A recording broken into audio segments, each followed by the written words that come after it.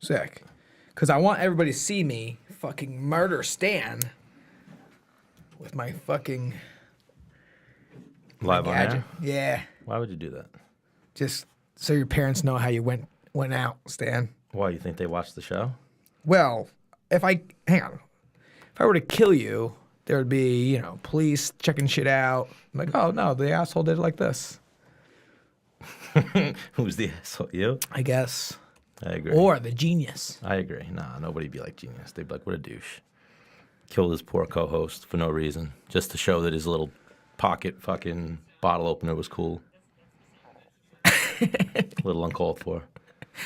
Yeah, I like that. What do we got? Episode 25. Episode 25. We're gonna call Steve Blackman here within the next 5 minutes. Do we think we're going to do an episode on Thursday? Maybe. But we're definitely... Well, let's just see what the people have to say. Well, we'll see what our time's like, because we want to maybe do... This episode was going to be a WrestleMania recap a little bit, talk to some wrestlers about some life, and then we were going to talk a little bit of MMA preview, UFC 236. Also a little bit of the bare knuckle boxing this weekend. But we'll see what happens. We are in Travel Outdoors again, though, in case you were wondering. I put it on podcasts. Yeah, they don't care. Twitch is fucking with you. I'm going to talk to Twitch first thing tomorrow morning.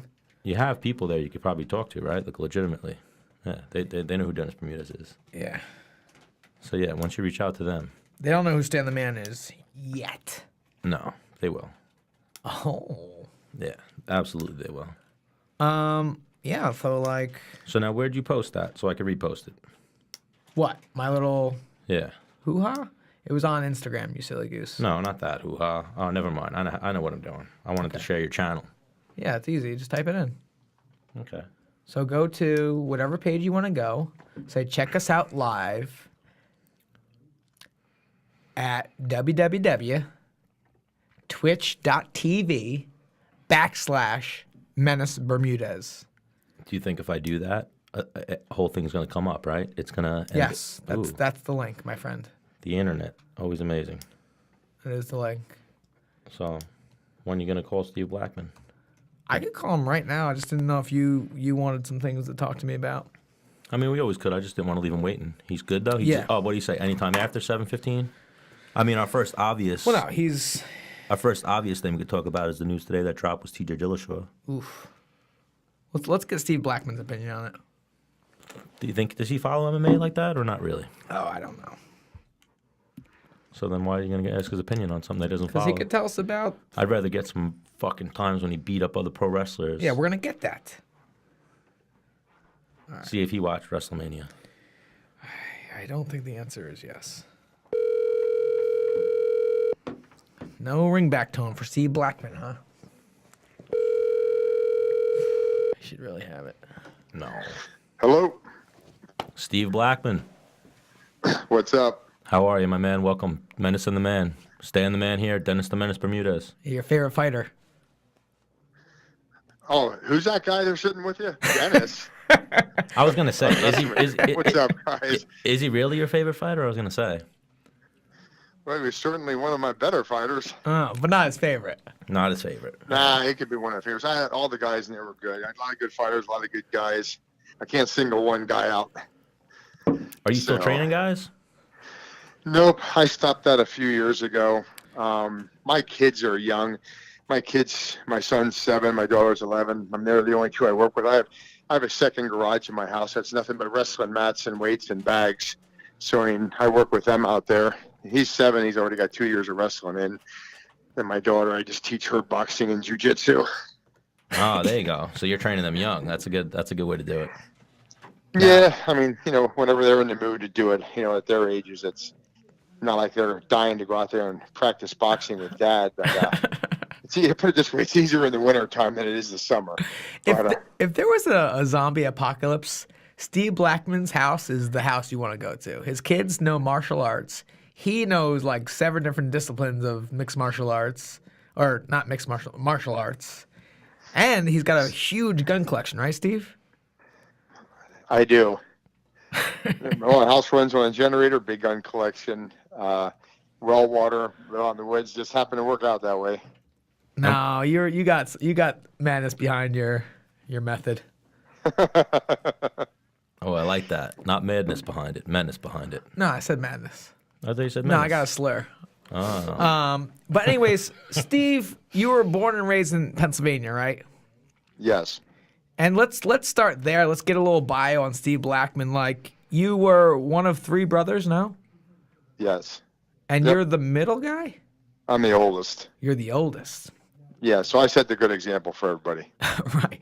Well, you and your brothers were like going back and forth for setting the bench press record in high school, no? Yeah, I guess that is correct. Now, I mean, like me and my younger brother always worked out. My middle brother, he always looked lean and in shape. He just didn't work out. He just happened to stay like that. But yeah, I think when I was in high school, I did 405. My brother Dan, that never worked out, did 360. But then my younger brother Mike did 4 something. So we were the only 2 in that high school that had benched over 400 in high school. Right. What's Xander bench pressing right now? That's your son. Yeah, I mean, I've learned from me growing up. He's not touching weights till he gets older. Push-ups, Okay. squats, Okay. Wrestling, all that stuff. So he does push-ups with me. But Right. So what was it like growing up in a Blackman household? Did you get your ass whooped? How'd that work? No, he was the oldest brother. He was No, whooping it. I'm talking about his we had dad, the- like his we had the- discipline. We had the craziest household around. All of us had busy friends, athletic friends. It was a crazy place. My brothers and I were always fighting. It was brutal. I look back on those days, and I wish I could do it over and do it different because it was just a lot of chaos. With my brothers and I arguing or fighting and just crap like that. One time I went to the store and just grabbed a little protein bar and a thing of milk and put it on the table. When I came back in the kitchen 1 minute later, and my brother had eaten it, and he knew I just went to the store to buy it. And I walked down the garage, and he was working on his brand new hidden car that he had painted like 2 days before. He just drove it home. And I said, "Now, where's my bar and my milk?" And he just kept his head under the hood and wouldn't even look up at me. So I kicked the side of his car in, and he just drove it home with his brand new paint job. And then he picked up a crowbar and fired it at me, and I ducked, and it bounced off the wall, and I happened to catch it. It flew right at me, and I took off after him and chased him down the street to his buddy's house. That's what happened all the time. It was just a madhouse. Hang on now, Steve. They had protein bars back then? It was a granola bar, I think. Yeah. I just tried to say protein bar sounded better, but it was a granola bar. Granola bars nowadays are junk. Oh my gosh. It was And then where in Pennsylvania did you grow up? and we went to Anvil, Cleona. Is that near Harrisburg? It's Lebanon Valley College area. Okay. It's 20 miles east of Harrisburg. Okay. And then did you play sports growing up? Oh yeah, we all did. We all played all football, sports. right? I played. Or no, you almost played Major League Baseball, no? I played baseball all through into college. I played football up to college. We all played all sports. But didn't you almost go pro in a different sport other than wrestling? Well, yeah. I mean, I should have stayed. I mean, like I had football scholarships. I had baseball scholarships. And I went to college for a year and didn't go back. I still had the scholarship offers even a year later.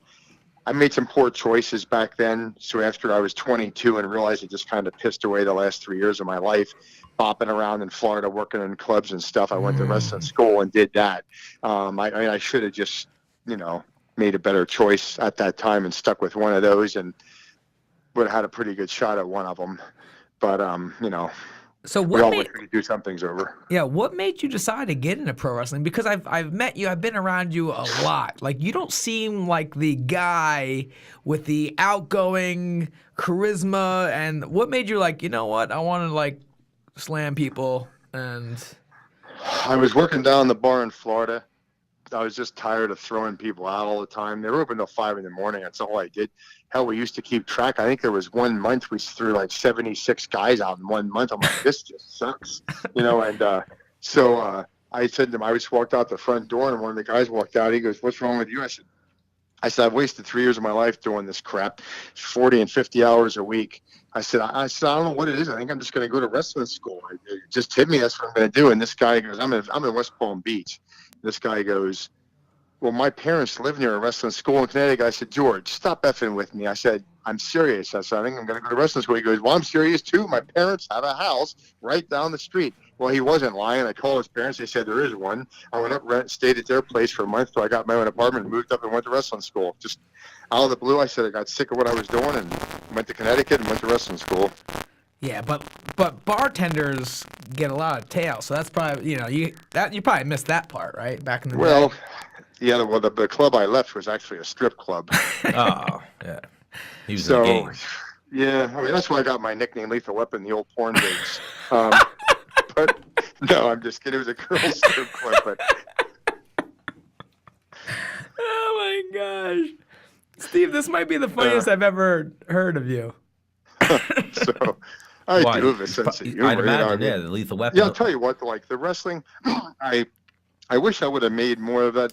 I mean, like, I was out of wrestling for about 6 years because I had some health issues, bad. Then when I got healthy, I went back. But it's good living for a while, good group of guys and stuff like that. But I don't know. For me, I wish I'd have been younger when I got healthy, got my health back. Because when I look at it, like, for me, like you said, I mean, it's just not me to stand there and yell at people. Like, I would have I'd have preferred to just walk into the ring and start swinging, like in UFC.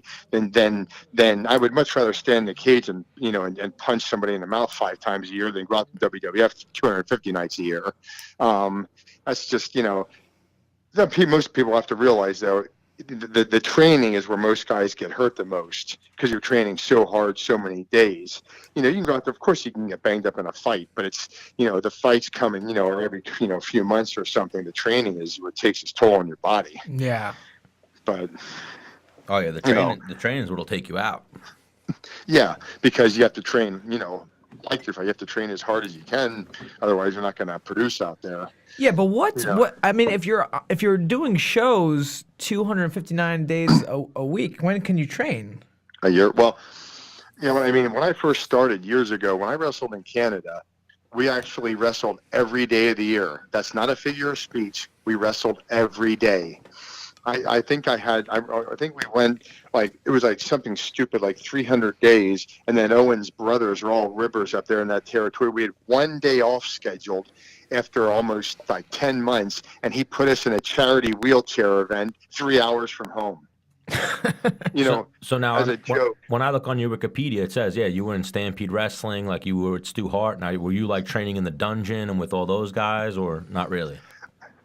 I didn't train up there. I mean, I've been at Stu's house and I've been down there, but I trained in Connecticut and stuff and worked in a bunch of small promotion stuff for a year before I went up there. I met Owen over in Japan, and I was still green at the TV wrestling.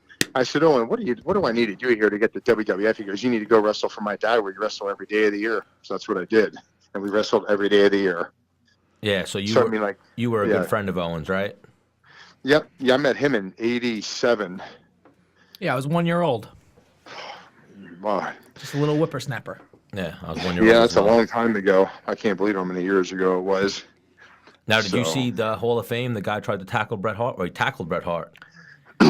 He did. I didn't see the whole video, but I mean, did Bret even see him coming, or was he blindsided? A little bit. Like, a guy hopped in the ring, and Bret just looked at him, and it was like a guy in a Jamaican mask with a guy in a Jamaican hat with the dreadlocks. So Bret almost like froze for a second. And the guy, he like body locked him and just like wrung him to the ground. And yeah, he it was actually, weak. You saw it then? Yeah, it was weak. He ripped the girl to the ground too, though, Natalia. Yeah, she was just in the way. Yeah. Now the girl, that's Jim Neidhart's daughter. Yeah. Right. And even there, I'm surprised that guy didn't almost die. Like pro wrestlers don't fuck around, like in situations like that. Like I remember there's a video where like back in the day, like WCW, and I'm sure Steve has stories where fans jump in. A fan jumped in when like Macho Man was wrestling Kevin Nash, and Macho Man was ready to fucking kill him. Like Macho Man. Most people don't realize. I mean, like a lot of those guys. I mean, they're big athletic guys. Half the guys play football. Half of them wrestle. Half of them can fight. I mean, or a third of them can fight. I mean, it's those guys don't put up with that crap. He's lucky, that there weren't a certain group of guys there and not a big group of people watching, because they would have, it's not like they would have ganged up on it. But I mean, like a lot of those guys, when you look at them, that with a lot of those guys in there have 10 and 12 year amateur wrestling careers and can just throw their hands too. I mean, he would have been schooled in there by 10 different people. Oh, yeah, that's what I'm saying. Like there's some big fucking dudes in there. Like all those guys are fucking huge. Yeah. Yeah, when you played football in college and stuff like that, and basketball, and you're athletic and you're that big, usually you have some fighting ability, just being able to throw good punches because you're athletic. So that guy said he did MMA. Well, that's wonderful, but everybody has, like I said, everybody has a game plan until you get punched in the mouth. So Steve used to say that to us all the time. I used to say, if somebody's a black belt, punch them in the mouth. They're a purple. Punch them in the mouth hard enough again. Now they're a white belt. And yeah, we'll get that. It's true advice. Yeah, though. we'll get to that in a second. But I still want to just continue on. Like, so you did like would you call it amateur wrestling before you're in the WWE? No, it's pro wrestling, but you're just not at the big show. The big show, yeah. So you were. Yeah, I mean, it was TV wrestling, but like over in Japan, like there, we had to, like, being one of the younger guys there, like they would make us amateur wrestle 2 and 3 hours in the mornings over there, wrestle and do a cardio, and then at night we did TV wrestling. So like every day for the 6.5 weeks I was over there, the first trip, it was just 6 days a week of amateur wrestling all morning, and then at nighttime we would do TV wrestling. So I mean, like, and then over the years, just doing my school, doing jiu-jitsu and stuff, always just doing more and more wrestling and stuff. And, wrestling's, a great base, the amateur wrestling. If you got a certain amount of years under your belt with that, teaching jiu-jitsu and boxing after that makes things a little easier, because I always tell everybody, it's a lot harder teaching somebody to double leg them, take them down, and keep them down than it is just throwing the right punch. Right. So I mean... Yeah, there was a moment when the wrestlers dominated, like Mark Coleman, Mark Kerr, and all them, and then the Brazilians kind of took over, and it was a little mixed up. But now the wrestlers dominate again. I think if you look at like all the champions, they're all wrestlers. They're all from a amateur wrestling pedigree, most of them. Now, Steve, what was your first martial art that you ever practiced? Well, when I was in high school, I did baseball, football, and I amateur wrestled for a couple of years. And after a couple of years, then I started taking karate in between baseball and football, just because I wanted a break from going into every sport. So so then I started taking Ishinryu when I was in ninth grade in between sports. Now, what's when I that? got to college, that's just another karate style. Okay. It certainly wouldn't be the one that I would recommend. Just, choose anymore. No, I didn't like some of the punching. I mean, it all still keeps you sharp, keeps you quick. The guys that do it, can certainly hold their own because they're still practicing with their hands and feet, but it just wouldn't be my favorite. Right. And then when I went to college, I took boxing at college while I was there on a baseball scholarship. And then after that, I just kept doing more and more stuff. I did some Kempo when I was down in Florida. And then, then we do, go over more submission stuff. When I was in Japan, believe it or not, I started doing the amateur wrestling over there and stuff. I started to get into it. When I went to Canada, believe it or not, Dynamite Kid actually started showing me some of the my first submission holds back in, like end of 87, which was 30 years ago. And that's when I started getting into it. Because he had done shoot wrestling over in England before he came here to do TV wrestling. And he was Bulldog used to wrestle and stuff too, Davey Boy. So I started picking it up from those guys, and then I just started, studying whatever I could after that. And then when I got out at WWF, though, then I did a couple more years of, the jits just to brush up on my stuff, because I had been doing the TV wrestling for the last 7 years. So I started doing more and more of that before I opened up with a fight school, get my, self caught up where I thought I needed to be. Yeah, like I always knew that growing up. A lot of the guys, I heard of catch wrestling, and then I look at some of the guys who did it, and like there's some legit catch wrestling moves. Like it's almost jiu-jitsu in a sense. Like obviously, a lot of the guys involved with catch wrestling, it really got like labeled as pro wrestling, but it's kimuras and chokes and shit like that. You know what I mean? Yeah, there's some stuff, but even some of the stuff they were showing me wasn't even stuff like, when you do like a guillotine, you put a guillotine on, but just sprawl back and put your hand up on the back, turn into a sprawling choke. The ref drops down to see if it's a choke. You just grab the chin, grab the tricep, shuck them to the side, and take their back. Like you can go right from some of those submissions straight to, an amateur wrestling hole and make it look pretty smooth. Yeah. Now, what is there something specific you did that the WWE was like, "Yep, we want him. We're signing him"? Well, I was supposed to start with them back in '89, And then I went to Africa to keep my word to a guy because I had a 3-week gig plan down there. And I talked to the WWF office, and I said, I've been dying to get here with you guys. It's been, a few years getting here, and I don't want to be anywhere else. But I gave this guy my word down there, and they've already done the advertising and the posters and everything. So the office said, they don't give a shit. They said, okay, well, start with us in 3 weeks when you get back. They understood. Right. What 3 weeks to them is no big deal. So anyway, I go down there, ended up on my deathbed, and right. You told me that. Yeah, I'm looking at this. You contracted malaria, right? Yeah, well, they know I had dysentery, and they figured I probably had malaria or something with it because I was just so sick, and I was sick for a couple of years. I mean, from water or a bug? Like you got bit by something? Well, I know the water was really doing it to me too, and they thought maybe I had a bug. They weren't sure about the malaria. They knew they diagnosed me with dysentery, and then figured with my symptoms it had to be malaria or something as well because I was so sick, so dehydrated. I felt like I had sand in my mouth and throat for every second of the day. I would literally just drink something every few minutes. I couldn't walk around the room for 5 minutes without having to chug because it would just go out as fast as it went in. Jeez. But, like you had the Hershey squirts? Just everything. Oof. And but that's what dysentery does to you. You dehydrate so fast from going to the bathroom so much you can't keep putting enough fluids in. So guys die from dysentery or malaria just from dehydrating so fast. Did you fear you were going to die? In Africa, I did. Yes, I was in the hospital over there. When I got to Africa on Thursday, I weighed 267. The Wednesday, 6 days later, I weighed 236. Jeez. I lost 31 pounds in 6 days. Wow. And it was brutal.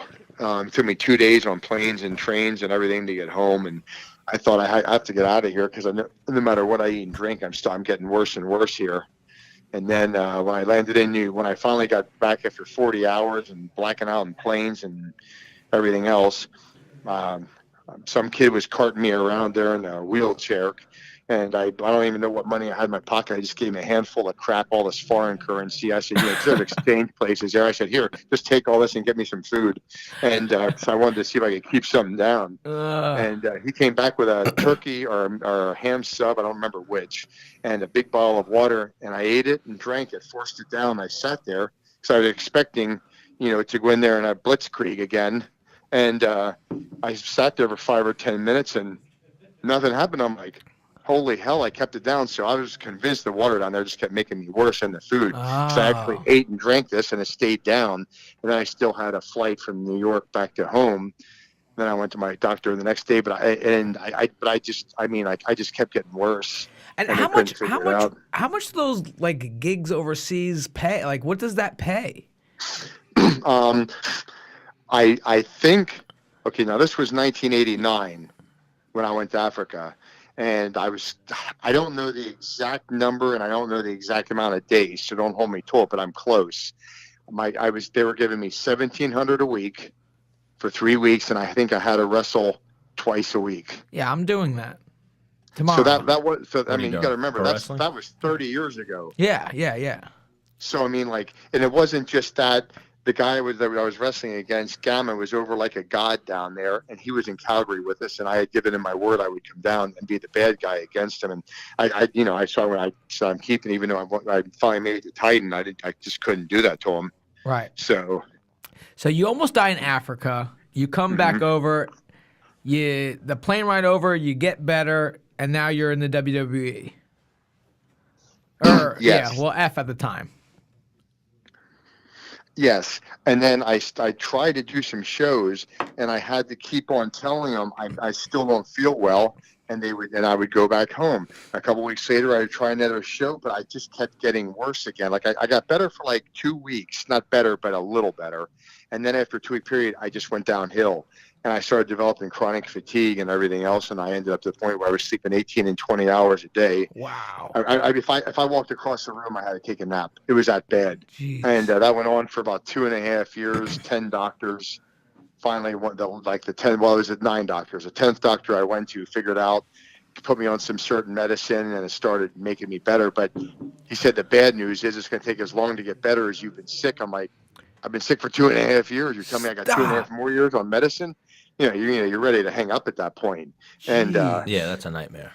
It was a nightmare. It was a complete nightmare. And then you know, But it even took a long there, road. you probably had your moments like you were like, fuck this, but then you stuck with it and you actually made it to the WWE, like the big time, Yep. the big Well, show in that sense. yep. Well, I can tell you, I was fortunate and lucky that they took me back. But like one day after about 5 years, I woke up one morning and when I opened my eyes, I could actually see clearly, like, because my vision was screwed up from being sick like that so long and having an infection in my stomach. And like one day I woke up and I could actually see clearly. I'm like, I couldn't believe it. I sat up and looked around. I'm like, I can see clearly and I can think clearly today. I couldn't believe it.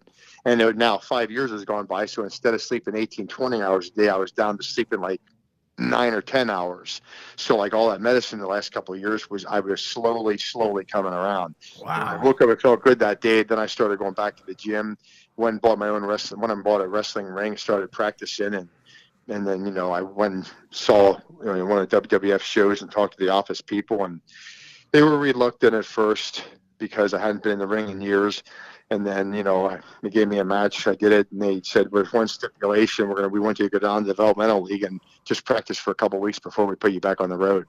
I said, well, you know, I can't argue with that. You know, I get it. So I did that, and you know, I got fortunate they put me back on the road. Hang on, I need to back up a little bit. You had a wrestling ring at your house? I put it in one of the gyms that my friends owned. Dude, if I had a wrestling ring growing up, holy shit! You know what my wrestling ring was a goddamn trampoline.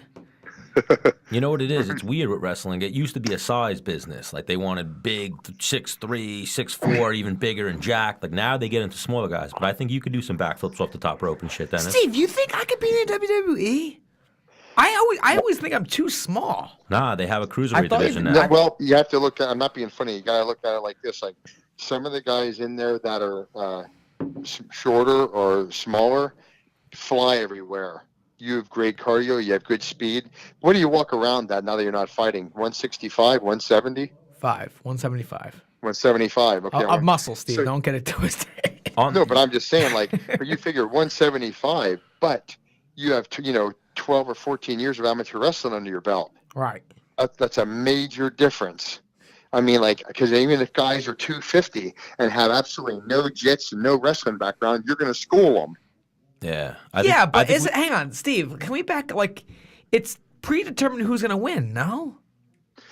You still have, it's still aggressive out there, and it's still, Very exhibiting physical. your athletic ability and Yes. stuff. So, even like if you can incorporate and show people your authentic wrestling, you're shooting in double leg slam when your next move and stuff, you can still do a lot of good wrestling and stuff. I mean, to get yourself over if you were in there because you have a legit background. People know you wrestled all those years and you have a jiu-jitsu background, a fighting background. It's going to be believable that you can beat, some guys a lot bigger. See what I mean? So, Yeah. And some of the other guys, that are small, they'll fly all over the place. Right. They'll do flips off the top. They dive everywhere. I mean, they move. That's how it's believable. Now, Steve, do you still watch wrestling at all? I don't. I mean, I stopped years back, mainly when I had my kids and stuff like that. I mean, my kids have sports in the evening. I help coach his wrestling, his baseball. My daughter has gymnastics. I mean, it's rough at night. I mean, I'm doing stuff with them now. I mean, if I'm flipping around watching something the wrestling's on, and my son goes, "Hey, can we watch this for a little while?" I mean, I'll put it on for him. Watch a little bit, then we'll flip through a football game, back to the wrestling, stuff like that. I mean, we flip back and forth. I don't really watch the whole program anymore. Now going off of that, like, do they know who the lethal weapon is? Like, are you cool to them? Because the thing is, like, I know my kids, like, they got an idea I used to fight, but I don't think they grasp it fully. But I imagine one day they're going to be, I don't know, in elementary school, like, and they're whoa. like, "Dad, like, what? You were a killer." I'm like, "All right, easy, son, easy." Yeah, I mean, it's funny with today's technology. I mean, all they have to do is get on YouTube. And, Right. You always sit at home and go, "Who the hell puts all that on there?" because you can go on there and watch 200 matches from any of us. But yeah, sometimes Xander and my daughter will watch a couple of the matches and stuff, and some of their friends' parents, they're younger than me. I mean, they used to watch wrestling when they were younger, so they know me and stuff. But sometimes I wish I was younger when I had them, so I could, taking them to the wrestling stuff. But they watch it on YouTube and stuff. So Oh, best believe if you say Steve Blackman to me, immediately I'm like, Steve Blackman, Hardcore the champion. lethal weapon. He'll fuck you up with a kendo stick real quick. He's coming at you. How many different titles did you have? You had the hardcore championship, right? Were you a tag team champion as well? I did tag teams with Al and a bunch of the other guys. I had that hardcore thing for like a year. You were the hardcore champ for You know a what minute. it is? It was UFC coming up that time, and WWE, they wanted to like catch that angle. Like that's what I was gonna say. Why I even asked Steve if he still watches. Two of the biggest stars are Brock and Ronda Rousey, and it's because they have that. They'll come in the ring and they'll clear the ring out. The old school Ken Shamrock thing. They're playing the same thing that they played with Blackman and Ken Shamrock. Right. Mm-hmm. Now Steve's told me before, because they tried doing some like real combat live, right, Steve? Like a boxing match or something like that. We did do that. The brawl for all. They called it the and brawl Steve for all. crushed. Well, they called me at home and said, we're doing this brawl for all. And I thought they were ribbing me because, all the guys never pulled jokes. I said, what's a brawl for all? They said, well, we're gonna do a real fight. You can punch, you can kick, and you can wrestle. I said, It was you're like telling me Sanchow almost. You're telling me that I can stand in that ring and I can leg kick those guys as much as I want, or I can shoot and I can punch. And then Bruce goes, yes. He called me from the office. I said, I don't believe you. I said, there's no way you're going to let me do that. Because me and Shamrock would have been the only people that would really wanted to leg kick and knee and all that. I said, I don't believe you. I think this is a joke. They said, well, would you do it? I said, if I can do that, I'll do it. Now, I hated wearing those big boxing gloves. I hate that because I like being able to grab. Right. But well, now they wanted anyway, takedowns, but no ground fighting, right? Like it was a takedown, and then they stand you up. Well, we get there, and we get in the ring, and everybody's going over the rules. And Bradshaw and some of the other guys are going, what about this kicking? And they said, well, Steve, what kind of kicks do you mean you want to do? So one of the guys said, stupid me at the time, I'm usually quicker, than this. I should have thrown a slow, sloppy kick. Instead, I was already warmed up because I was doing cardio or something in the back. I came out and did a light, real fast, leg kick. And they're like, no way are you leg kicking those guys? I'm like, you ruined your go-to. I ruined it. Yes, I should have realized it and sort of slow in for the first night. Anyway, I okey-doked myself on that one. But anyway, so I had already told them I'd do it. So the first night they put me against Mark Miro.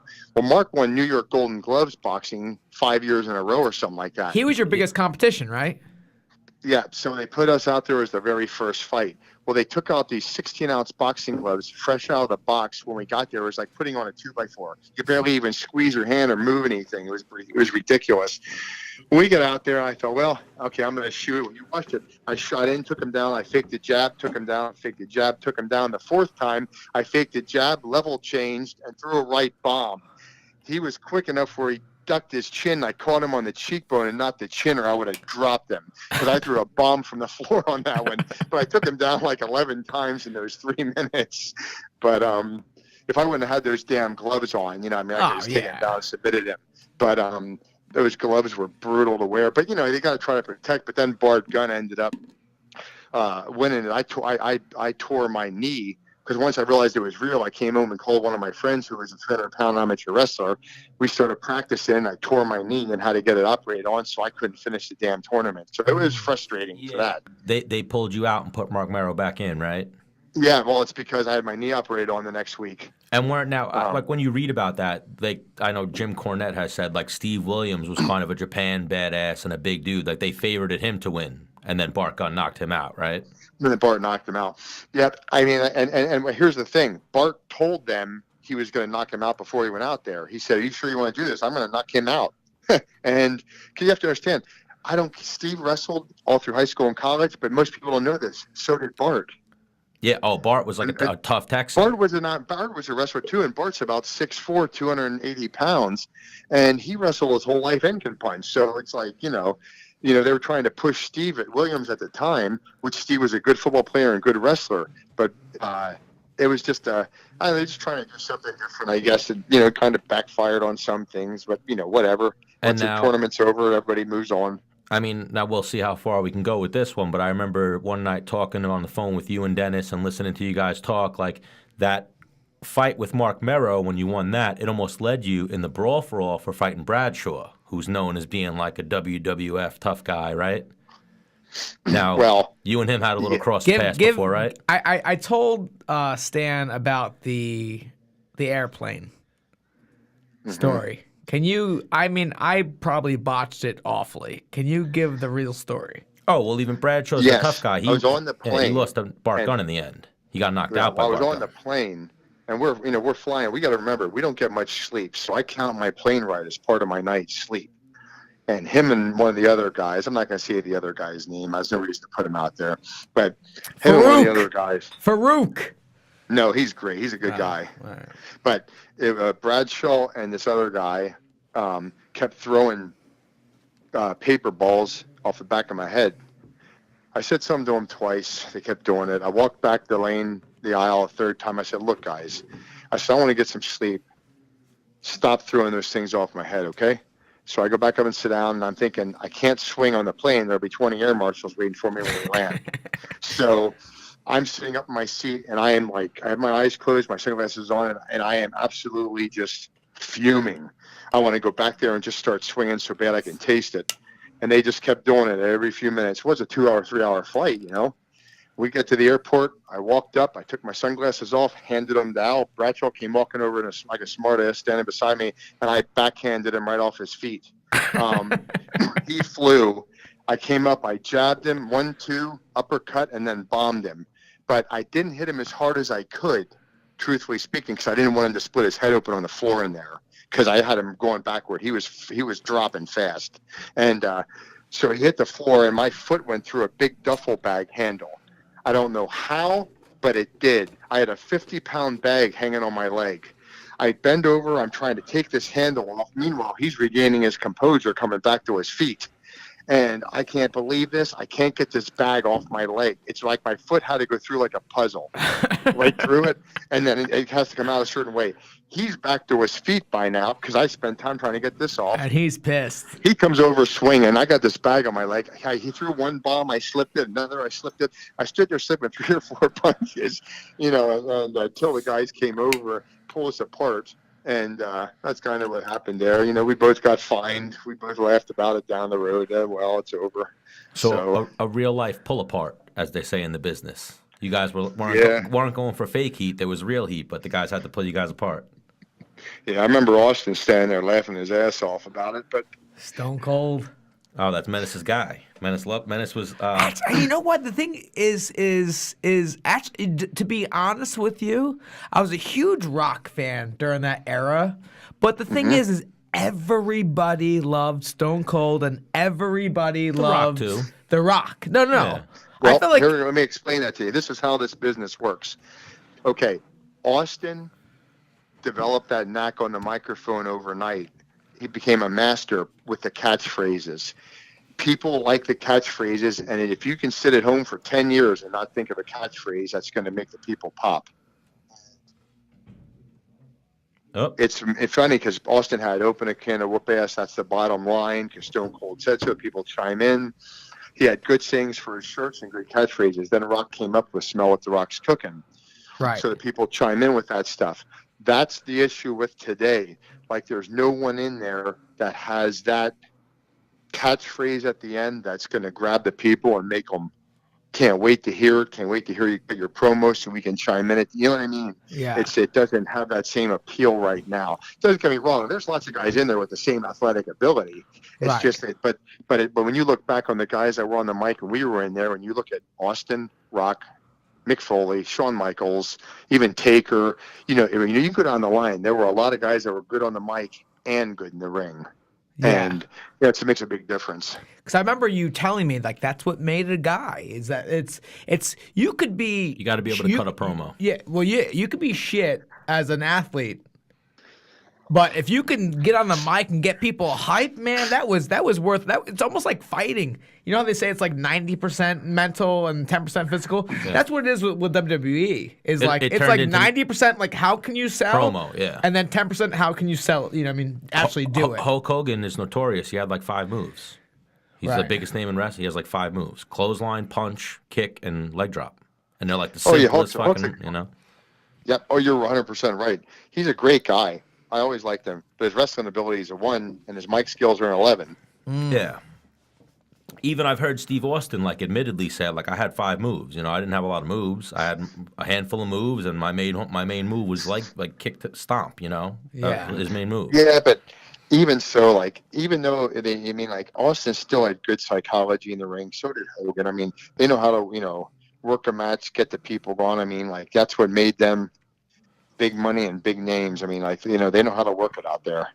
Oh yeah, like they can engage with the fans. Like one of our guys who dropped, you just pointed out Ronda, said like Ronda has 3 moves. Right. Who do we have on not too long ago who's in the has Bellator fight? What's that? Oh, Jack Swagger. Jack Swagger. Are you familiar with him, Steve? I am. I don't know him well. You know, but I do know. Right. I do know that he amateur wrestled his whole life. He amateur wrestled all his life and in college and played football. Yeah, he was an animal. Yeah, we had him on after his Bellator win, and we asked him about flowing with guys and getting in there with guys. Because before you guys go in there and actually put on a TV show, right? Do you guys do like a practice run? No. It's very rare that the guy. I mean, like, it's rare that the guys actually do practice runs with it. Sometimes, guys will talk, some things, half out there you kind of ad lib, and then, the other half you discuss In the back. like that.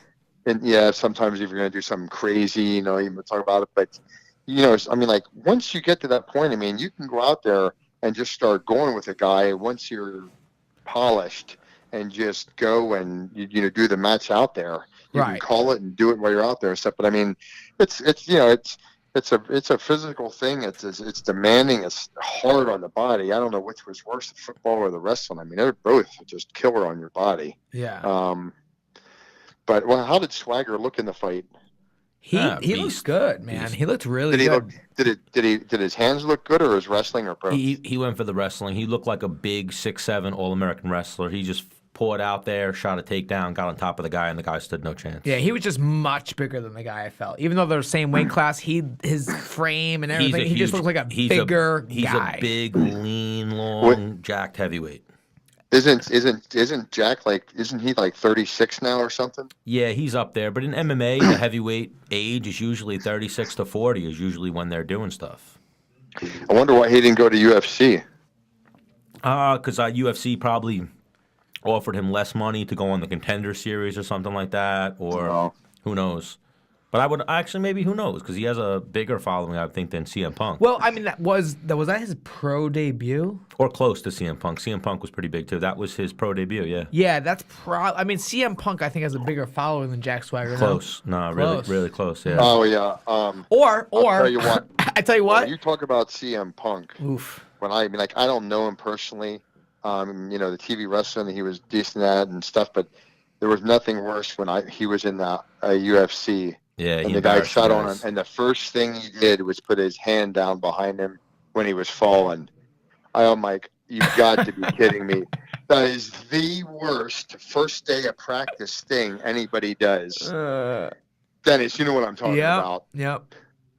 And I'm like, oh my God. I said, he's putting his hand down. He's done. Put a fork in him. Now, so also, I mean, you talked about how wrestling's hard on the body, right? And because you guys are at it day in and day out, right? Some of those guys are taking some PEDs, but I think that part of WWE is definitely declining, right? Like, guys are taking less PEDs to be able to keep up, right? Well, I'm not real familiar with the guys in there right now. I mean, but but back in the day, yeah, I mean, a lot of guys do it. Not all of them, but a lot of them do. I mean, when I wrestled in WWF, I used to tell them all the time, if you need a guinea pig, come test me, because I never took anything. Right. But some guys do it when they're injured to keep on going. Right. They got bills to pay, families to feed, and other guys do it just because they get bigger. You know how it goes. Right, because back then and even before then, like, those guys were fucking hard body, jacked shit. They look like bodybuilders. The wrestlers today, a little more soft. They're high flyers now. No, I'm Yeah, just saying well- their bodies are just softer. I've said to some of the guys, like when you weigh 310 on the gas and 285 off, nobody cares but you. Why are you ruining your health? It's like, because some of the guys, a lot of the guys in there are big to begin with. Right. So I mean, what's the point? Just keep your cardio up and keep moving. Yeah. Because, and then also, because I talk to people, right? And like, well, it's fake. I'm like, you fucking fall off a 10, 15-foot pole onto your back. Go ahead.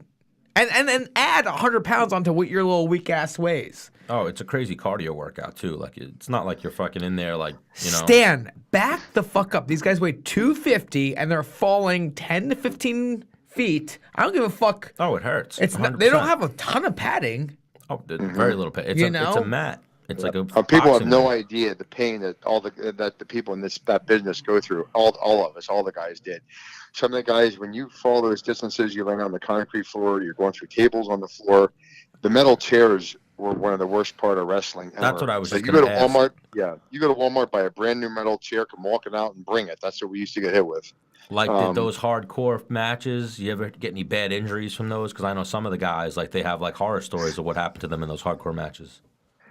Yeah, I mean, even though I was going over in those and still winning, I mean, you're still getting hit with the same gimmicks, whether you win or lose. You're still getting, pounded on back and forth. So it's, but yeah, I mean, I get hit with a lot of that stuff, and it does draw your head after a while. It's like I actually felt like after a couple of months, I felt like my head felt soft in one spot from getting hit with so many garbage cans. Hang on, but those garbage cans were aluminum. They're a little thinner, right? They're you buy a from Ace little, Hardware. but when they drive them down on you, believe it or not, Right. it actually jams your neck more than it hurts your head. Well, because even though they're aluminum, the harder you sling, you want a huge dent, right? So I'm gonna hit you super hard with it, so it looks like I you know what I mean? Because I used to watch WWE, and I would go out with my buddies, and we walk around town, and I would grab some stranger's tin can, and I would like slam it over my buddy's head, but it didn't leave the same dent that you guys were, Mm-hmm. You used to lay your buddies out with like hardcore garbage. Yes. Well, We the were chairs fucked were the up. worst. We were fucked up. Yeah, there's nothing getting worse than taking the chair shots on the To head. the head? Well, they stopped That's that. right. They stopped that now because Well- of the concussion shit. They have stopped it because we've all had so many concussions. And I try to back. read nightly just so I can maintain my thought process, because sometimes you feel like you have a rough time grasping thoughts if you don't read for a while from getting hit so many times. But when you that's used right. to take a chair, when you get the chair straight down on top of your head, it jams your neck. Then we would try to take them on the back, and it feels like you just got bullwhipped or hit with the worst sunburn you ever had. So then we decided to try to take it to the front of the head, so you can at least kind of snap your head backward when the chair's hitting you in your forehead, and you can kind of go with it a little bit, it doesn't kill you, but it still rattles your brain. Right, because now that I'm playing it back in my head, the matches I've seen, it's kind of like usually when a guy hits you with something, you're dazed and your hands are down by your side. It's not like you put your arms up and really see it coming. You have to take the shot, right? Right. Yep. Jeez. If the guys put their hand up, all it is to block their nose. But So they don't now get the chair in their nose and their teeth. But now I think they put a stop to that, because I mean, like, They'll people fine have you now. no idea. Yeah, they'll most find. people would. They'll find you. Yeah. Well, I can tell you this: 99% of the public would take one of those and they'd never go in that ring again. Yeah. Jeez. Oh my god! And then I always think of a guy like, remember Cactus Jack or Mankind, Mick Yes. Foley? When he took all those. Oh my god! He's from Long Island. You know He's that, from right? Long Island. We gotta try to get him on the show one day. He might come on. We got Steve Yeah, Blackman. Steve, I need you to hit him up for us. Bro, but he used to fly off the top of the cages. I'm sure, Steve, you've probably hit him in the head with something. Well, the worst he ever did. One night he was wrestling Rock, and I think he was handcuffed, and he took 6 or 7 chair shots to the head. His wife was in the crowd, bawling her head off and screaming. Cactus just kept getting back up off the floor. Rock would hit him again. He'd drop, get back up, he'd hit him again. It was brutal. I'll never forget Foley's. I think it was his wife just having a fit, freaking, and he just kept taking headshot after headshot. And it was the same night. It was awful. And that bonded them But, closer somehow. That made Rock and Mick Foley closer somehow. Well, no, I mean, like, because the thing is no fan. You know how, like, the UFC, like, when someone's fighting, they're panning on, like, their significant other, their family, to see how they're reacting to the fight. The WWE does not do that. Well, They only do that Only someone like Steve Blackman's going to give us that insight. Like, man, his wife is flipping out. She knows, because to everybody else, oh, it's fake. Yeah. She was rarely even at shows. I'm pretty sure it was her with her kids sitting there ringside, and he just happened to be taking headshot after headshot after headshot with the chairs, and it was just insane. He just kept getting back up, and Rock would lace him again. He'd get up and he would, every one of them was across his head. Bro, like the time that Undertaker threw him off the cage, he threw him 30 feet, 20 feet. That was a fucking drop. You know, even if it was onto a pad, there was wood and then a pad. Like it wasn't. Well, I got news for you. He landed on a pad on a concrete floor. I remember that night. I remember because he couldn't walk right for 2 weeks after that. Yeah, like I remember like they sold it. If it wasn't real or kayfabe, whatever, they were like, "Yo, he's really fucked up. We got to stop this match." And he was like, "Nah, I'm good." And he had his tooth in his nose. Yeah, that was a classic. No, he was spitting out. He spit out teeth. His tooth came through his nose, and his tooth was hanging in his nose like a booger. People think there's snot in his nose. No, his one tooth came up and out of his nose, and the other tooth went through his lip or gum or whatever it was. And, that's like a car accident. He got thrown from the top of the fucking cage. I know that was like one of my damn, I love this shit. You know? Oh yeah. Yeah, but we did. Well, I mean, yeah, but back then, I mean, the regulations, we weren't as strict as we could, do all that, stuff, but. Still, it was killer on the body and, rough. But, it takes a rare breed to do that all that stuff. Yeah. One of my favorite stories ever was when you told me that you wish you took out a life insurance policy on the British Bulldog. Yeah. That's because you have to understand, Dave, people are going to think, what kind of nonsense is that? Dave's as direct as I am. And I said to him one day. That was his first name? Davey Boy Smith, that was his real name. Dave Smith was British Bulldog. I said, Dave, because we were running, I said, all those pills you take, because when I tell people how many pills some of these guys used to take, they look at me like they don't believe me because it is an insane number. So but anyway, I said he was taking like muscle relaxers and painkillers, right? Because but dozens a day. Right. Can you imagine taking a dozen Percocets in one day? Right. Because we talk about how much damage your bodies take every day. Like to be able to keep going, he essentially just numbs himself. I heard or I've read he was a hard partier, Davey Boy Smith. Oh, he was. But I said to him, you're going to fall over dead one of these days, just like those other guys. He goes, well, I don't really give a fuck. I said, well, you know what? I said, maybe your kids do.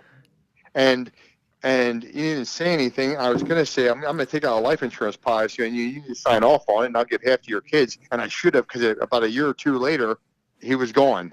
Because he was so great in the ring and his stitch, and everything he said. But like on the road, a lot of the guys weren't huge fans of him. You were the only people that could put up with him. Well, that's because when I was in Canada in '88, me and Dave became good friends up there. I like Dave a lot. He's a funny guy. He's a ribber. I always liked hanging around with him and stuff. But by the time he got to WWF, his immunity to painkillers was 10 times, and the amount of pills he took was all day and night. It was hard to tolerate, being around. None of the guys wanted to babysit. He rode with me for a while, but I even got to my wit's end with it because I don't even drink. I don't do anything. Right. Yeah. So it's like, this was driving me nuts. There's an ugly side to the wrestling business where that life on the road and the partying and you get caught up in it. You're an alcoholic, you're a pill pop, and you're like real quick, like, I fucking do everything, Yeah. Mm-hmm. But he's a good guy no matter what, no matter how it ended, no matter what our discussions were. I always liked him. His kids are great. His son was trying to, did some time in the wrestling. His son's a big guy, about 6'4", 275, and he looks and is built just like Dave was, but 4 inches taller. Yeah, because the thing is what people don't understand, like when the UFC, they pay for me and one out of the corner to fly wherever I'm fighting. I gotta pay for the other 2 corners.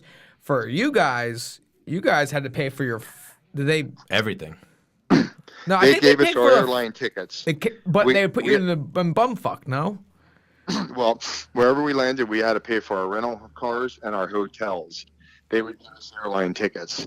Unless it was a big pay-per-view event, they would cover the guys' hotels and stuff at some of those events. And overseas, they would cover it. But in the States, you pay your hotel, your rental cars, they give you your airline tickets, and you're expected to be there. But, because I remember you were telling me there was one time they gave you an airplane ticket, and they flew you in the middle of 2 shows that you had to do. Oh, yeah.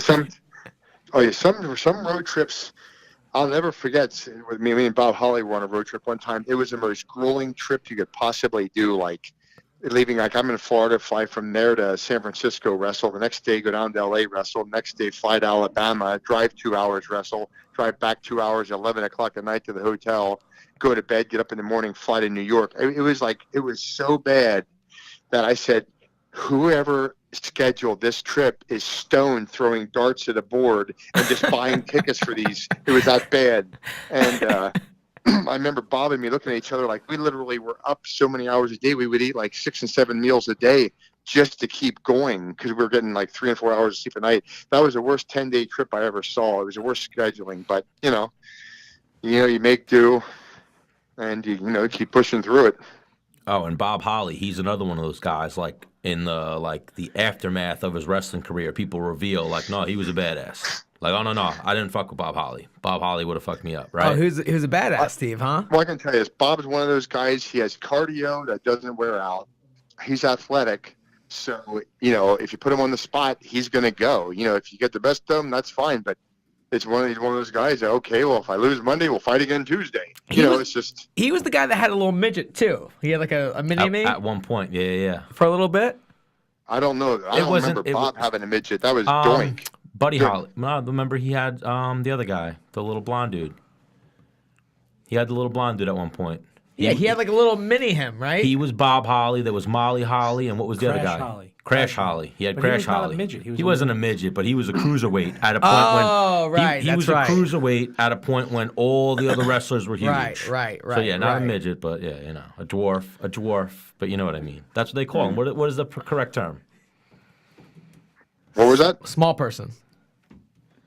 No, we're talking about who knows? We'll stop. Bob Holly. I mistaked Crash. Well, even him, I think Crash Holly, rest in peace as well, right? Crash, I lost you there for a second. Crash wrestled. I think Crash Holly passed away as well, right? Oh, he did years ago. He had OD'd, I imagine, on painkillers as well. So it's truly disturbing how many guys have passed on painkillers. Now, I say painkillers, that's the majority of it, in my opinion. I'm sure it's painkillers, alcohol, the gas, all things mixed together. But usually when you're taking that many Percocets and Valiums and Somas in a day, your liver and heart are only going to take so much of it. Yeah, but it winds up being like a cocktail almost, like a combination of drugs that winds up taking people out. It's unfortunate.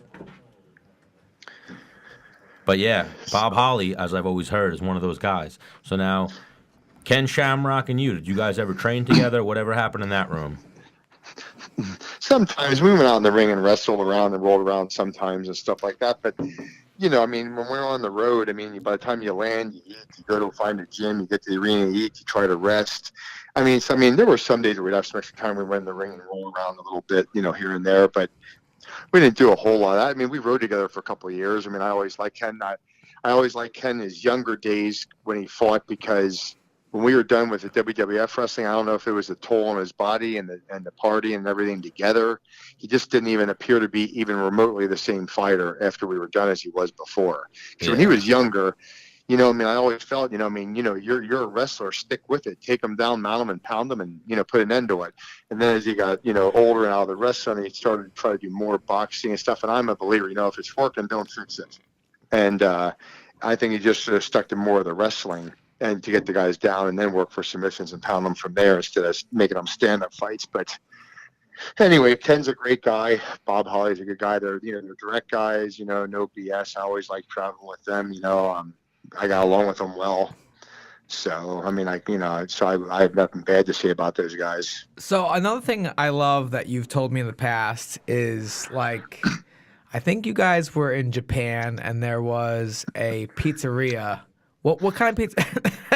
You guys just... Oh, that's a classic. Okay, well, first of all, this was 30 years ago in Japan, and you can spend $300 or $400 a week eating there, and you're literally starving to death because everything costs a fortune. Right. And you guys were on a budget. Well, yeah, back then, this was 1987 when we were over there. A budget, yeah, holy crap. We were getting paid back then. So, I'm not kidding. I'll never forget. I went to a restaurant. I got 3 little bowls of rice, and I say bowl, like a butter dish. They give me 3 little butter. That's why they're all so little. They don't give me any food. But anyway, they give me 3 little butter dishes of rice and 3 chicken legs, and it would be like $27. And I'm talking little, like a spoonful of rice in each thing and 3 chicken legs. I'll never forget it. I'm like, are you kidding me? The next meal, I got a cheeseburger, and it was like $13 for a cheeseburger. And this was 32 years ago. Right. Yeah, it's big. We're Those starving cheeseburgers are everywhere we go, $21 most of the today. guys. Yeah. One day we're in Tokyo, somewhere around there, and we see this pizza buffet. We're like, are you CC's, kidding right? me? Was it CC's? Yep, it was a something all-you-could-eat pizza buffet, and it says $5. We're like, where the hell has this place been? $5 all you can eat. We go in there. Well, here's the catch. You'll love it. There's always a catch. It was only from noon to 2. The line was around the block, and you could only take 1 slice when you got to the counter. So 8 of us were there. It was like a bunch of guys. Bam Bam, right? Yep. Well, Steve Williams was one. Vader was one. Me, Owen, and some other guys. Crowd We of just big walked guys. straight to the front of the line. We've been here for a month now, and everybody's famished. We've been starving to death in this place for a month. At least I was. Anyway, 8 of us go to the front of the line. We walked Just up. cut paid our everybody. $5. We cut everybody. We couldn't take it anymore. So we walked up, and every one of us took an entire large pizza off the table. We went to they were sitting like picnic tables. We sat 8 pitchers. We ordered 8 pitchers of water, put 8 large pizzas there. One pizza might have had shrimp on, one had corn on, one had burger on. They were all kinds of different. We Right. grabbed anything that was in front of us. We sat there, and when you turned around and looked, it looked like you saw 200 Japanese people just look with their mouths hanging open, their plates to their side, because we just took 8 large pizzas right off the counter. And we ate every bit of it and left. Because what are they gonna do? Bro, imagine You that, know? though. I'd be like, holy shit, Bam Bam Bigelow just took my pizza. Like, I'm fucked right now. Like, what the fuck am I going to do? Well, I went into one restaurant, and there was a picture of this big, juicy steak up on the top with these vegetables, and I'm like, I pointed to that because I studied an English, Japanese language book, but I didn't know how to say steak. I could say chicken, like one chicken, like I go ichitori, I remember, but I couldn't say steak. So I pointed to that. They bring me a steak. Well, it looked like a sparrow they put on my plate. And I said, what is that? I said, look at that picture. And I'll never forget the lady goes, sometimes not same. I said, sometimes not same? This steak's an inch wide. That one's a foot wide. Yeah, man, that happens sometimes. We went out recently. I'm not going to name where we went, but we went out, and they gave us, like, white pieces of chicken. Remember that? Where were we? When they gave us the white chicken. And Dennis was like, those don't look like chicken wings. They're fucking white. Like, they gave us fried chicken wings, and they were like... we got some chicken I eat wings. lots of Chinese food, too, but I often wonder, I eat chicken every morning, rotisserie chicken, and I've yet to eat chicken in my fried rice that looks a lot like chicken. Like, So- once you're used to how something looks, when you get something that looks totally different, you're like, yo, that don't look right. That's Yeah. fucked up right No, now. I'm that not eating was that. we Yeah. got like undercooked chicken wings. I Guys, think. I've got to head back downstairs here. I got to see my kids a little bit. They go to bed at 9 o'clock. Do you have what else? You guys want to discuss anything else before I get off the phone? Well, here? no, we'll let you go because we have could a keep you whole all other night, thing we could talk about with you for sure. All right. MMA training and shit like that. Yeah, well, let's go ahead. Give me set something up again in the next Yes. couple of weeks. I'll do it again with you. But Yes. I'd rather do another one than stay on for another half an hour. I got to go downstairs to see these guys a little bit. Yeah. Oh, we got you, Steve. We're going to make you a regular on the show. We want to hear some wrestling stories, some old school Menace stories, the whole nine, what's going on with you, everything. So, All right, that works. All right, So, Steve. All right, I'll You're talk the to you man. guys soon. All right, peace. All right, bye. We had Steve on for a full hour. yeah, I was going to say we were keeping him, but Yeah. like I can go, like I can see Joe. I'm a wrestling fan. I know Joe's a wrestling fan. Menace, you're an old Yeah. school. I can go into Yeah. wrestling stories all day. Yeah. You see, I got like And weird- I have things that he's told me. That's why I just kept feeding him. yeah. And even me, you see me, I have weird wrestling knowledge. Like Yeah. I know about behind the scenes shit. So I was a wrestling fan when I was a little kid. Then as an adult, I realized all I care about is behind the scenes shit. Like Macho Man was doing coke. Macho Man really beat up Hulk Hogan. Like I like that type of shit. yeah. Like who was the badass guy in the locker room? Might have been Steve Blackman. It was a guy No, like- what? I mean, I don't think Steve is a liar. We going Johnny Bedford? Yeah.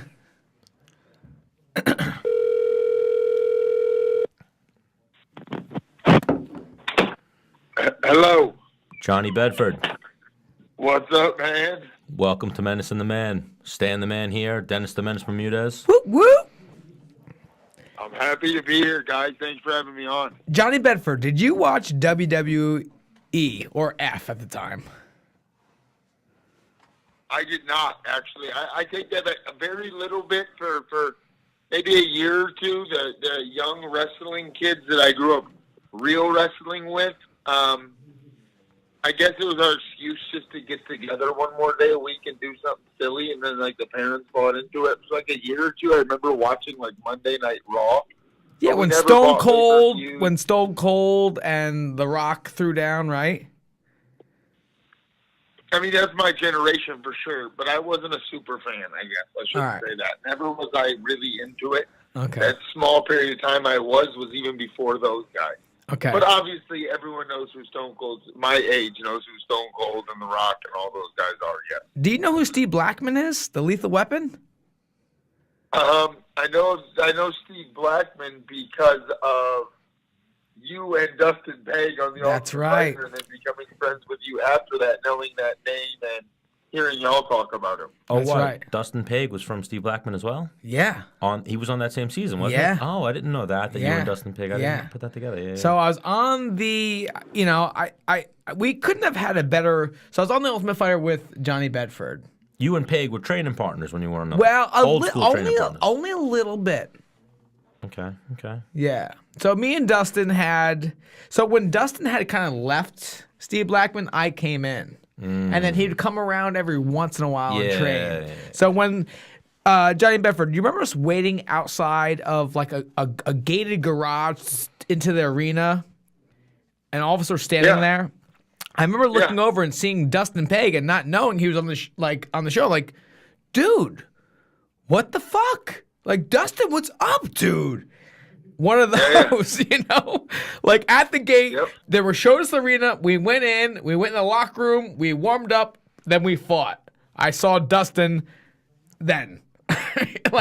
They're about to open, like, I'm game faced. I'm like, I fucking know him. Like, we've trained together a couple times, Like, yeah, I didn't know. I mean, I know a few people were, but I didn't have a personal relationship with anybody, so that would have been different, I guess. Yeah, I knew. Like, oh shit, you're here too? I didn't know that. Yeah, I knew nobody, and then there was Dustin. Who you Right casually knew. Yeah. I didn't know him that well, right? We all fight. Me, you, Dustin win. Then we To get into the house. Then teams got picked, right? Yep. And then we went. Then they drove us to the house. Well, now you guys were that first season too, right? Where they had We were the first 145-pound season ever. and where they had that first 32-man tournament to get into the 16. Usually it was they pick the house and you go into the house. You guys was the first season, I'm pretty sure, where they had a tournament to get into the house type thing. I have no clue. Well, we had to. We only had to fight once to get in.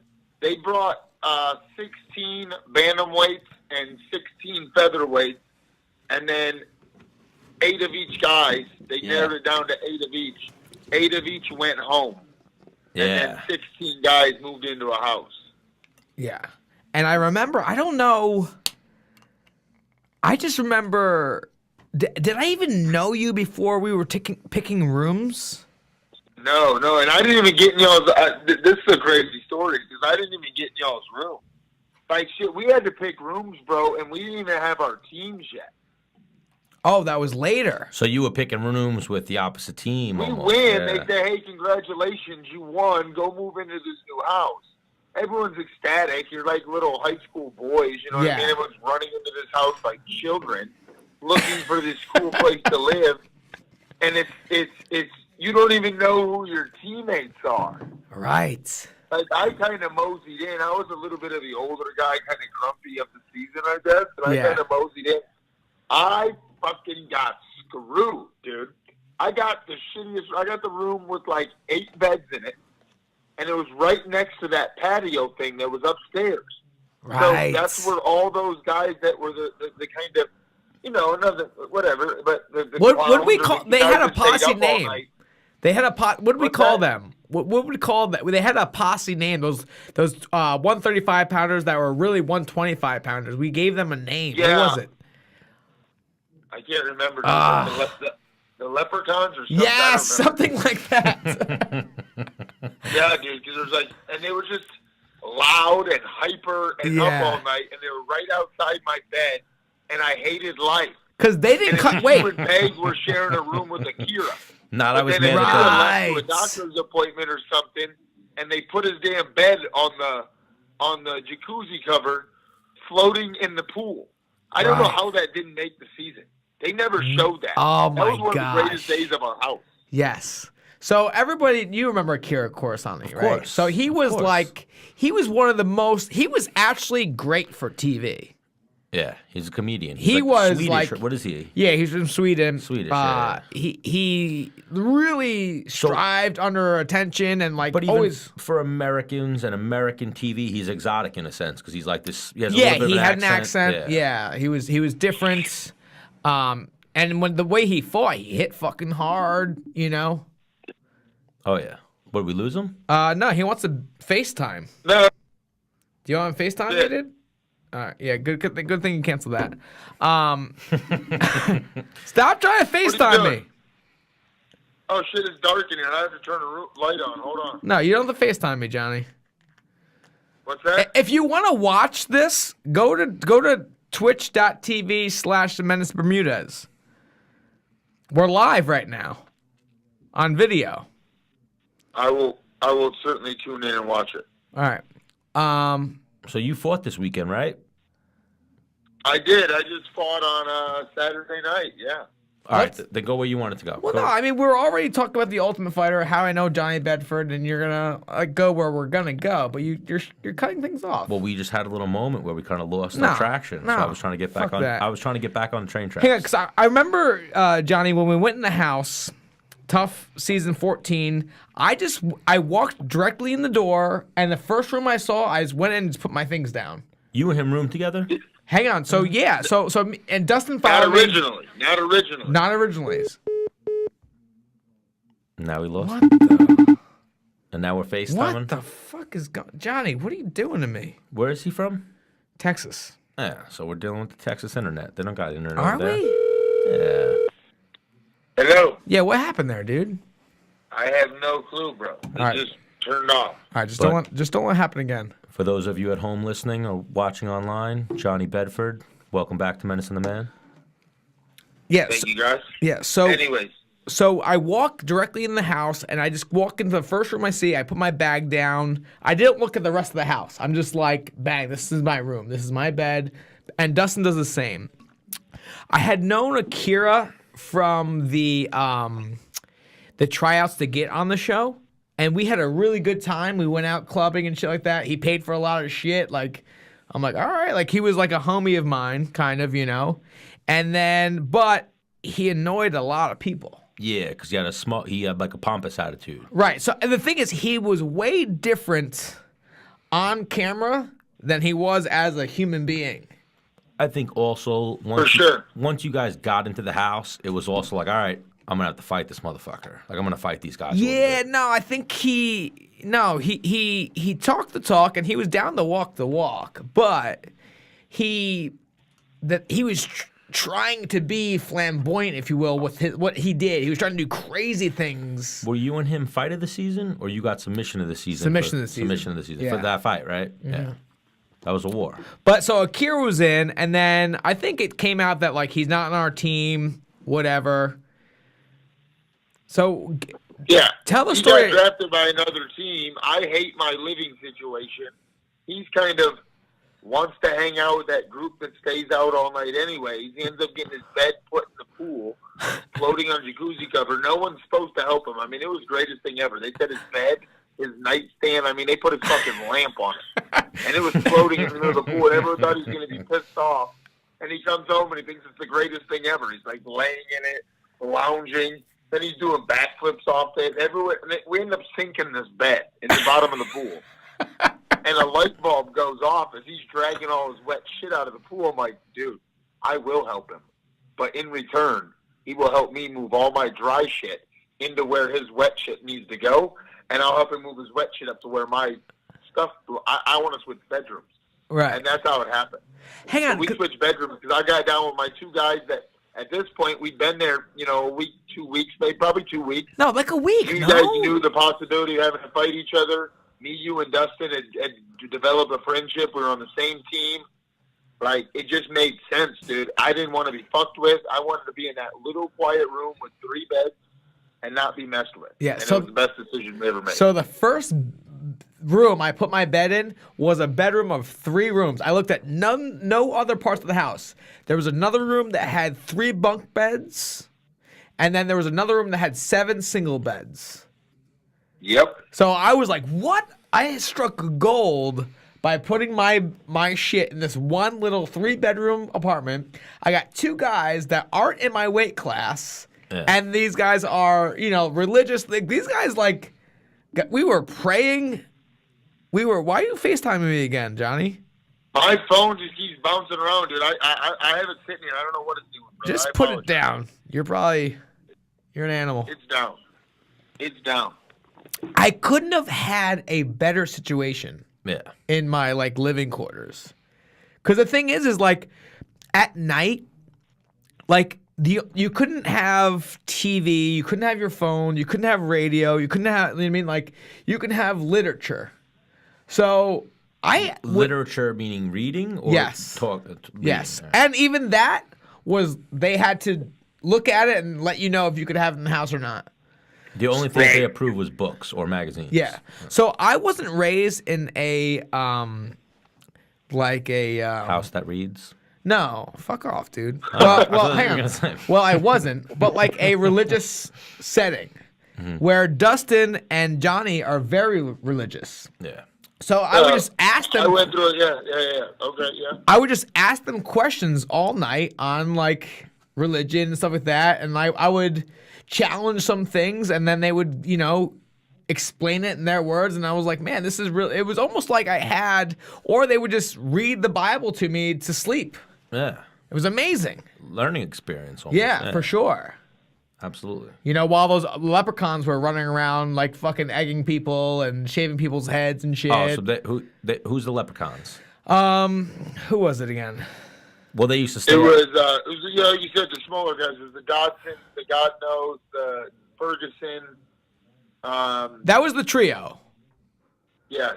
And there was maybe one other guy, because those guys are all 125-pounders that there was no 125-pound in the UFC, and so that was the quickest way for them to get in the UFC was bump up to 135. Yeah, just jump. Well, even didn't you cut to 145 to get on the show at that point, Right. right? You got to jump at the opportunity. Yeah, exactly. So, to be a reality TV star. yeah, Johnny, I like to tell people that I was a reality TV star. Yeah, you should put that on a business card. Yeah, you're right. You're right.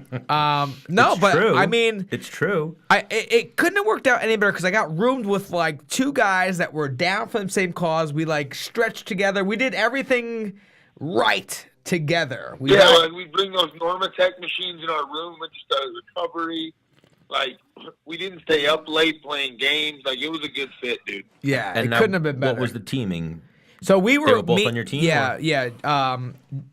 Johnny Bedford and Dustin Pegg were both on Team Miller with me. Yeah. Weight class. Yeah, that's perfect. And a That's different weight perfect. class. So You guys are riding for the same cause. Yeah. Let's better each other and fuck this house up. Yeah, pretty much. Yeah.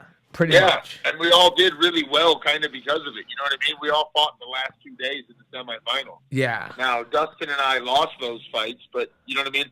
We were there for the long haul. Like, we never – that's what's crazy about that show is once you lose, then you have nothing to be there for other than to be a jackass. You guys were there the whole time, getting better, improving your skills, and fighting. Now, let's say we have a carrot at the end of the stick. You know what I mean? We have an opportunity to make it to the finale.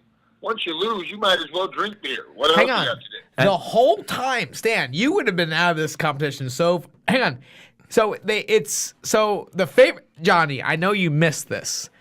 There was a list that they give us, and you could write anything on that list, and within 24 hours, it would be there. Oh, you're saying I would have got too much food? Is that what? Well, no. Hang on. There was always, because it was sponsored by like Bud Light, there was always a fucking case of Bud Light chilled. They wanted you guys to drink. Ready for TV. to roll, Yeah. like liquor, whatever you wanted. Always on stock. Yeah. You know? Always. Always. And I remember, That's one of those scenes. Like, your most famous scene on Tough is almost when you're like, he kicked my penis head. You know that scene? No. You don't know that scene I'm talking about? Yeah, like someone kicks you in the groin. And that's No, I had already won. like I had drunk. already won the semifinals, and I was done. Yeah, I didn't have to compete anymore, and I got drunk. The whole house gets drunk, and they show how you're wasted, and everyone's wasted. Yeah. And you're just like, on some See, other it's shit. bullshit. I don't get that opportunity. Yeah. He had to fight the next day. Didn't fight on, let's call it, I don't remember the day of the week, but they fight on a Wednesday. I fight on a Thursday. And that's the Me last and day. The other Diego Brendao fight. I get let's just cut to the chase. I get knocked out by Dodson. I wake up and they say, here's your cell phone, go home. Like, I don't even get to go use this fucking lift, drink one drop of alcohol, order ice cream. I don't get to do shit. I went home, packed my stuff, and went home the next day. Well, we all had our shit packed. People started packing to go home like 2 weeks out. They're homesick, I'm sure. Oh, You're yeah. ready to go, dude. Yeah. You're ready to go. Yeah. Well, not even that. If you make the semifinals, though, you're pretty much guaranteed a UFC contract, and at this point, a spot on the finale. Well. So they had the 145-pound semi-fight and the 135-pound semi-fight on Wednesday, and then on the Thursday they had the other one. After those fights, we went home on Thursday, got our stuff, and then we went to another hotel, and then we flew out the next day. But that night, Dana took us out and stuff like that. It was pretty dope. Is that the show night? We could have went bonkers. That night was, Is that the night where you got the coins? Yeah, hang on, Johnny. Johnny, remember when he gave us $500 of tokens to use the strip club? Yeah, and he said his words were, "When you run out, come back. I'll give you more." He did not say that. I told you. You probably said that. Like we walk into the Spearmint Rhino, the largest strip club in the world. There's a VIP roped off section for us with just already any liquor bottle you could want already on ice for you.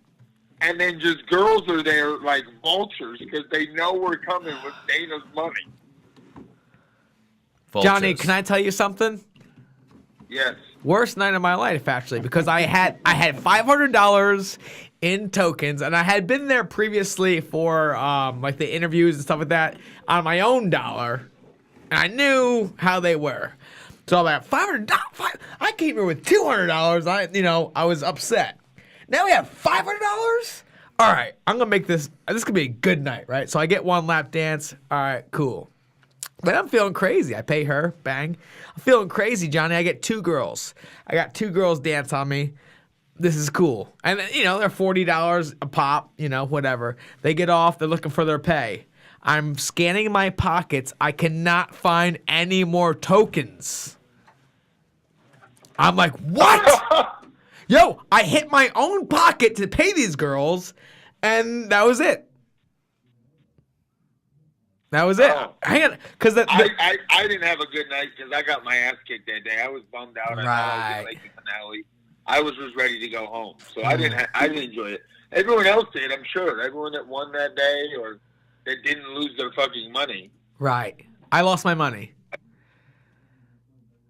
Can't help you there, dude.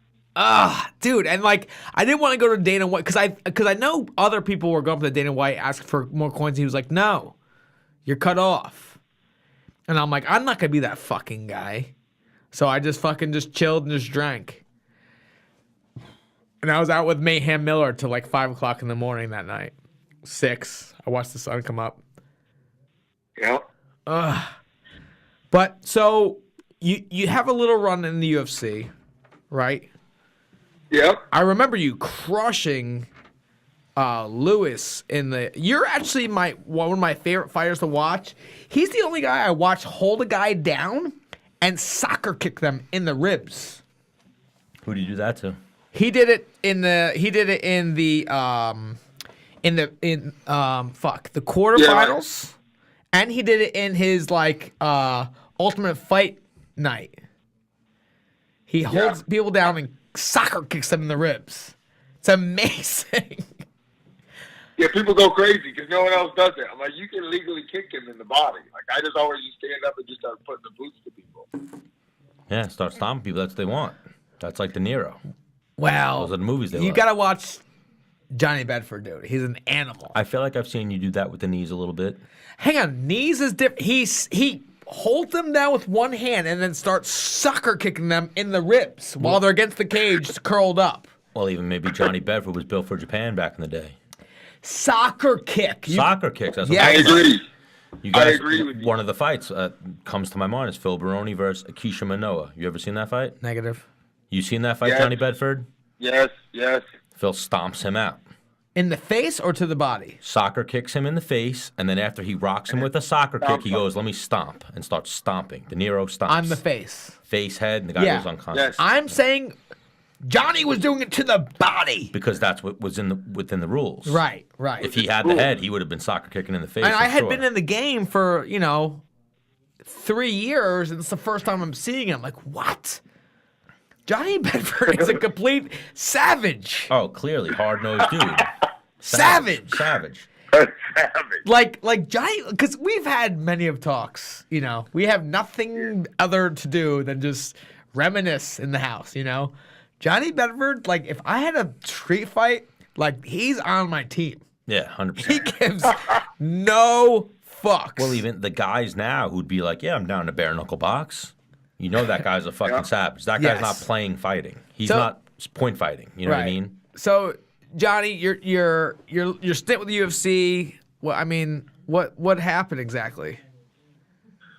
I started off hot, started off pretty obviously one-sided against Godno. Started off 1-0. Mm-hmm. Had a really, we fought December 3rd, I think was the date. 2011 was our UFC debut after filming the show in June and July of that year. Yes, it was. Good memory. They scheduled me to fight. They called me right away after I won and said, this story's going to get longer than it probably needs to, but I ended up accepting a fight for January 24th-ish, something like that, late 20th, against Eddie Wineland. I was taking Demetrius Johnson's spot because Demetrius Johnson was pulling out to do the 4-man inaugural flyweight tournament. Christmas Day-ish, Wineland pulls out. They replace him with UFC debuter Mitch Gagnon for same fight, July or January 20-something in Chicago. I've got 60 people. I grew up 4 hours from Chicago. I got 60 people coming to watch me fight in Chicago.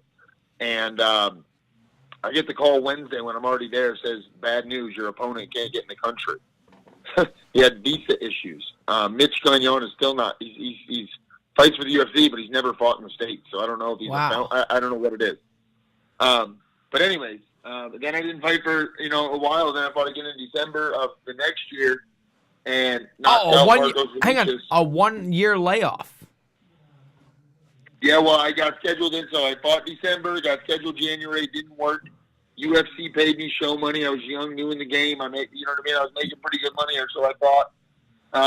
Then I got scheduled to fight May, something like that. I don't remember. And there was an injury on my part. So then I got scheduled again for December of 12, and won again. I knocked out a Brazilian guy. That was tough 16 finale. Right. I knocked out Marcos Vinicius, started out 2-0. And then kind of ran into my run of bad luck and just bad performances. I don't blame it all on luck, and some of it's definitely my fault. I got scheduled my next fight to fight Eric Perez, Muay Thai only, right? Mexican Muay Thai champ. Yeah, who's the badass? And 14 days before the fight, maybe less. I'm training to fight a Mexican Muay Thai fighter. And he pulls out he's hospitalized with a staph infection, and they replace him with Brian Caraway, probably opposite ends of the spectrum as opponent-wise as you could get in the division. Brian doesn't want to do Muay Thai with anyone. He wants to take you down. Wants to wrestle. Yeah, he wants to wrestle, be on top, right? That's all he does. So, I had a bad camp. I was really arrogant to fight Perez, if I'm being honest. I kind of, got in my own head, and then they switched it up on me, and I had some personal shit going on, too. I lost a grandfather 9 days before that fight. A bunch of weird shit happened, and there's no excuses. Brian Caraway went out there and just outworked me, dude. Right. I was losing the fight and took chances, ended up getting caught, choked in the third round. And my string of weirdness just happened in the UFC. My next fight, I was scheduled to fight Hani Yahya in Abu Dhabi. Now the thing is, they're not like you're saying these names to me, and I remember them, but I forgot. But like, you're only being thrown studs. Yeah. Like all these guys you've named are now in the top 15. You know what I'm saying? Like, I mean, it's true. Yeah, it's true. Yeah, I fought Caraway. I fought Dodson on the show. That's what I lost to. I fought Yahya twice. Here, the story gets crazy because I fight him twice. I get a really weird in Abu Dhabi, a really weird no contest versus Hani Yahya. I go out there, ding, ding, ding. I hurt him with a body shot. I'm beating him up, and the game plan was not to grapple with an Abu Dhabi champ. Obviously, right. And everything's going according. He's taking shots. He's not having any success. He's basically running. He takes a shot, and at some point we bump heads, and I remember that. But he falls over, I jump on top, boom, boom. Right, boom, I remember that. Dude, I'm celebrating. Joe Silva comes in the cage. I remember that. Me. It was crazy, bro. Like, it was only a 32-second fight. But Joe Silva comes in, congratulates me. They make me look like an asshole. Because I go for the official announcement, and I'm raising my hand, and it's Dan Hardy there instead of Joe Rogan. Dan Hardy being the in-cage commentator. And the first I hear anything about this weirdness, they go, and the official winner is no contest. I'm like, what the fuck are you talking about? Yeah. Like, no contest. Well, I'm so confused. It's a incidental headbutt, and I'm over here arguing like, I didn't headbutt anyone. He ran into my head trying to take me down. Like, I teach my son, like, in elementary wrestling to level change when they shoot. Block with your hands and your head. Like what are you talking about? He ran into my fucking head. That's not my fault. Right, you know what I mean? So it just so happened that same week that I was in Abu Dhabi, the UFC released that they were coming to San Antonio, Texas. Which is your neck of the woods. And I live in Texas. So I use that as my platform. I remember that. You know what I mean? He's over there in his broken English, like, I fight anytime, bro. I fight me right now and knock his ass out. But then I said, come to Texas, 9 weeks. I'll fucking knock you out again, blah, blah, blah. So UFC, there's a bunch of, it's being talked about because of the weirdness. They rebook it. He pulls out 2-3 weeks later, and they replace him with 0-1 in the UFC, Cody Gibson. So my official record at this point is two wins, 1 loss, 1 no contest. I fight Cody Gibson as a replacement for Yahya. And, dude, it couldn't have went, like, almost exactly the time and everything. Ding, ding, ding, I go out there. He's just a wrestler. I hit him with a big shot. I hurt him a lot, and I go for the jump knee as he throws this looping overhand right. I fall on my back. I grab his wrist. I'm in full guard, and a Texas referee runs in and stops the fight. Like, so he looks up. The referee's like, panics, and waves it off. I mean, I was trending on Twitter and shit that night because Dana White fucking even tweeted about it. Like, I hate when refs ruin good fights. Because I was about to beat that dude up. Yeah. So now I got a no contest and a BS TKO loss back-to-back 9 weeks apart. They bring me on Fox. I told some truths, you know what I mean? I don't get paid all that much money, man. I got screwed out of 20 grand, you know what I mean? Yeah. 10 grand 9 weeks ago, 10 grand again today. Yeah. Like, I'm trying to buy a house. I got 2 kids. Like, I'm getting screwed here, bro. We do not. I told some truths live on Fox. And then my last fight in the UFC, they then booked me to fight Hani Yahya again. And I fought him in his backyard down in Brasilia, Brazil. And, I don't have any excuses. I just flat out underperformed, dude. At first round, I won the first round. It was a sloppy round, but I won the first round. But I came back to my corner. My corner was like, what, who are you? What's wrong? I was like a zombie. And just wasn't there mentally, physically, just didn't.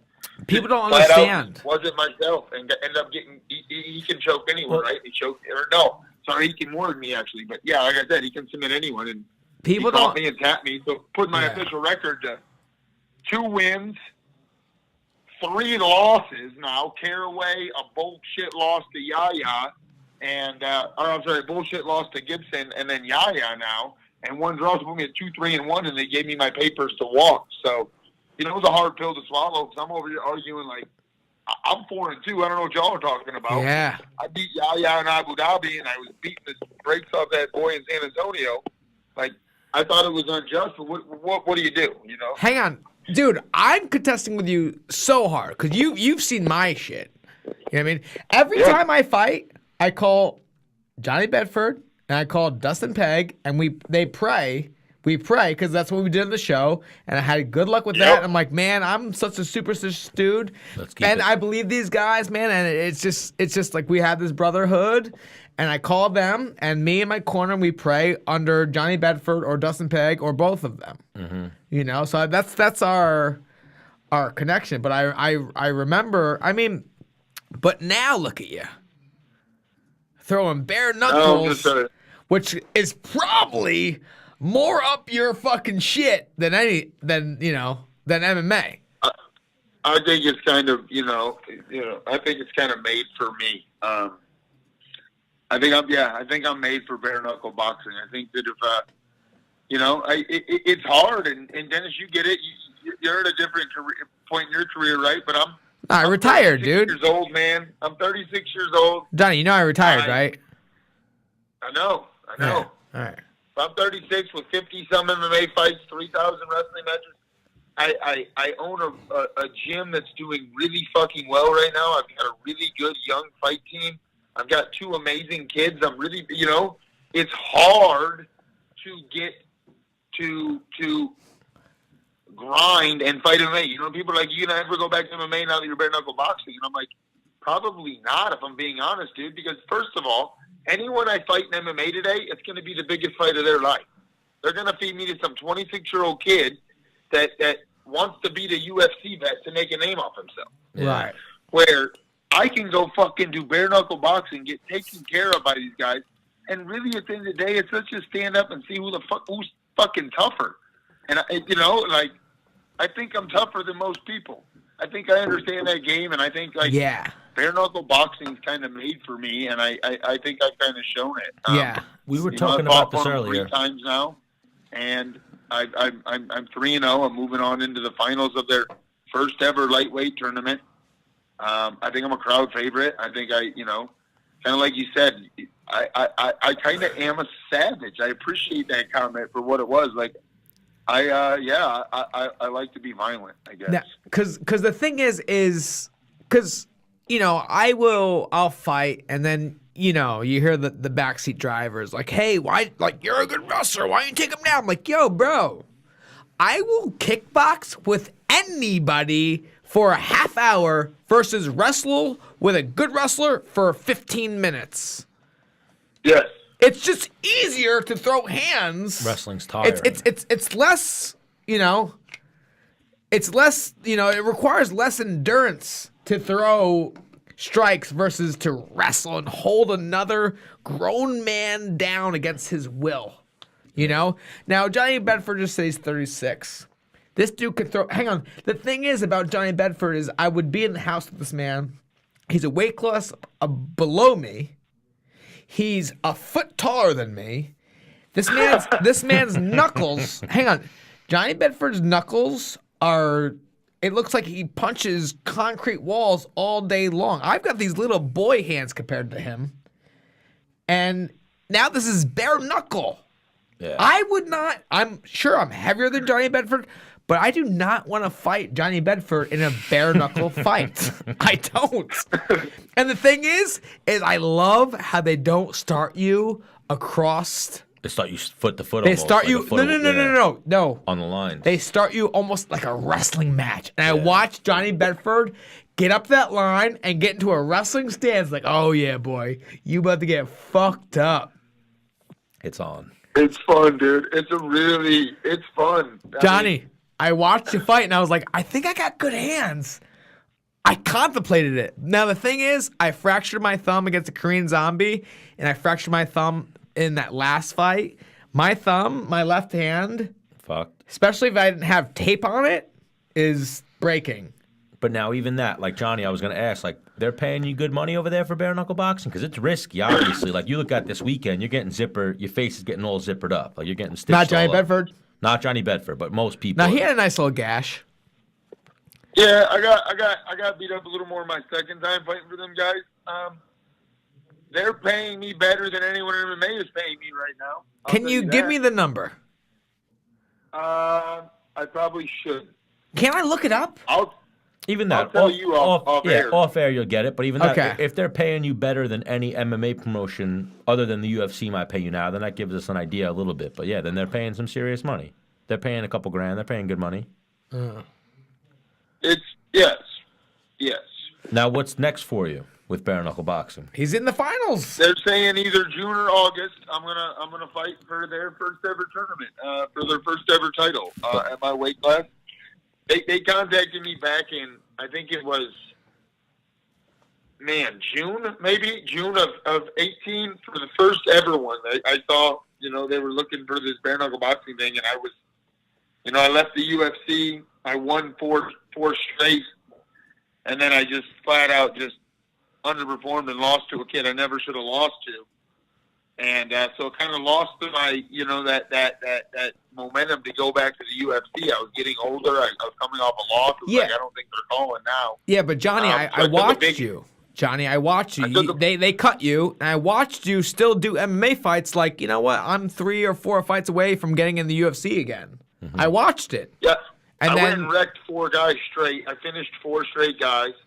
And then, like I said, I just fucking had a really messy personal life at this time of my life. Right. Fought like shit, dude, and lost to a guy that never should have beat me.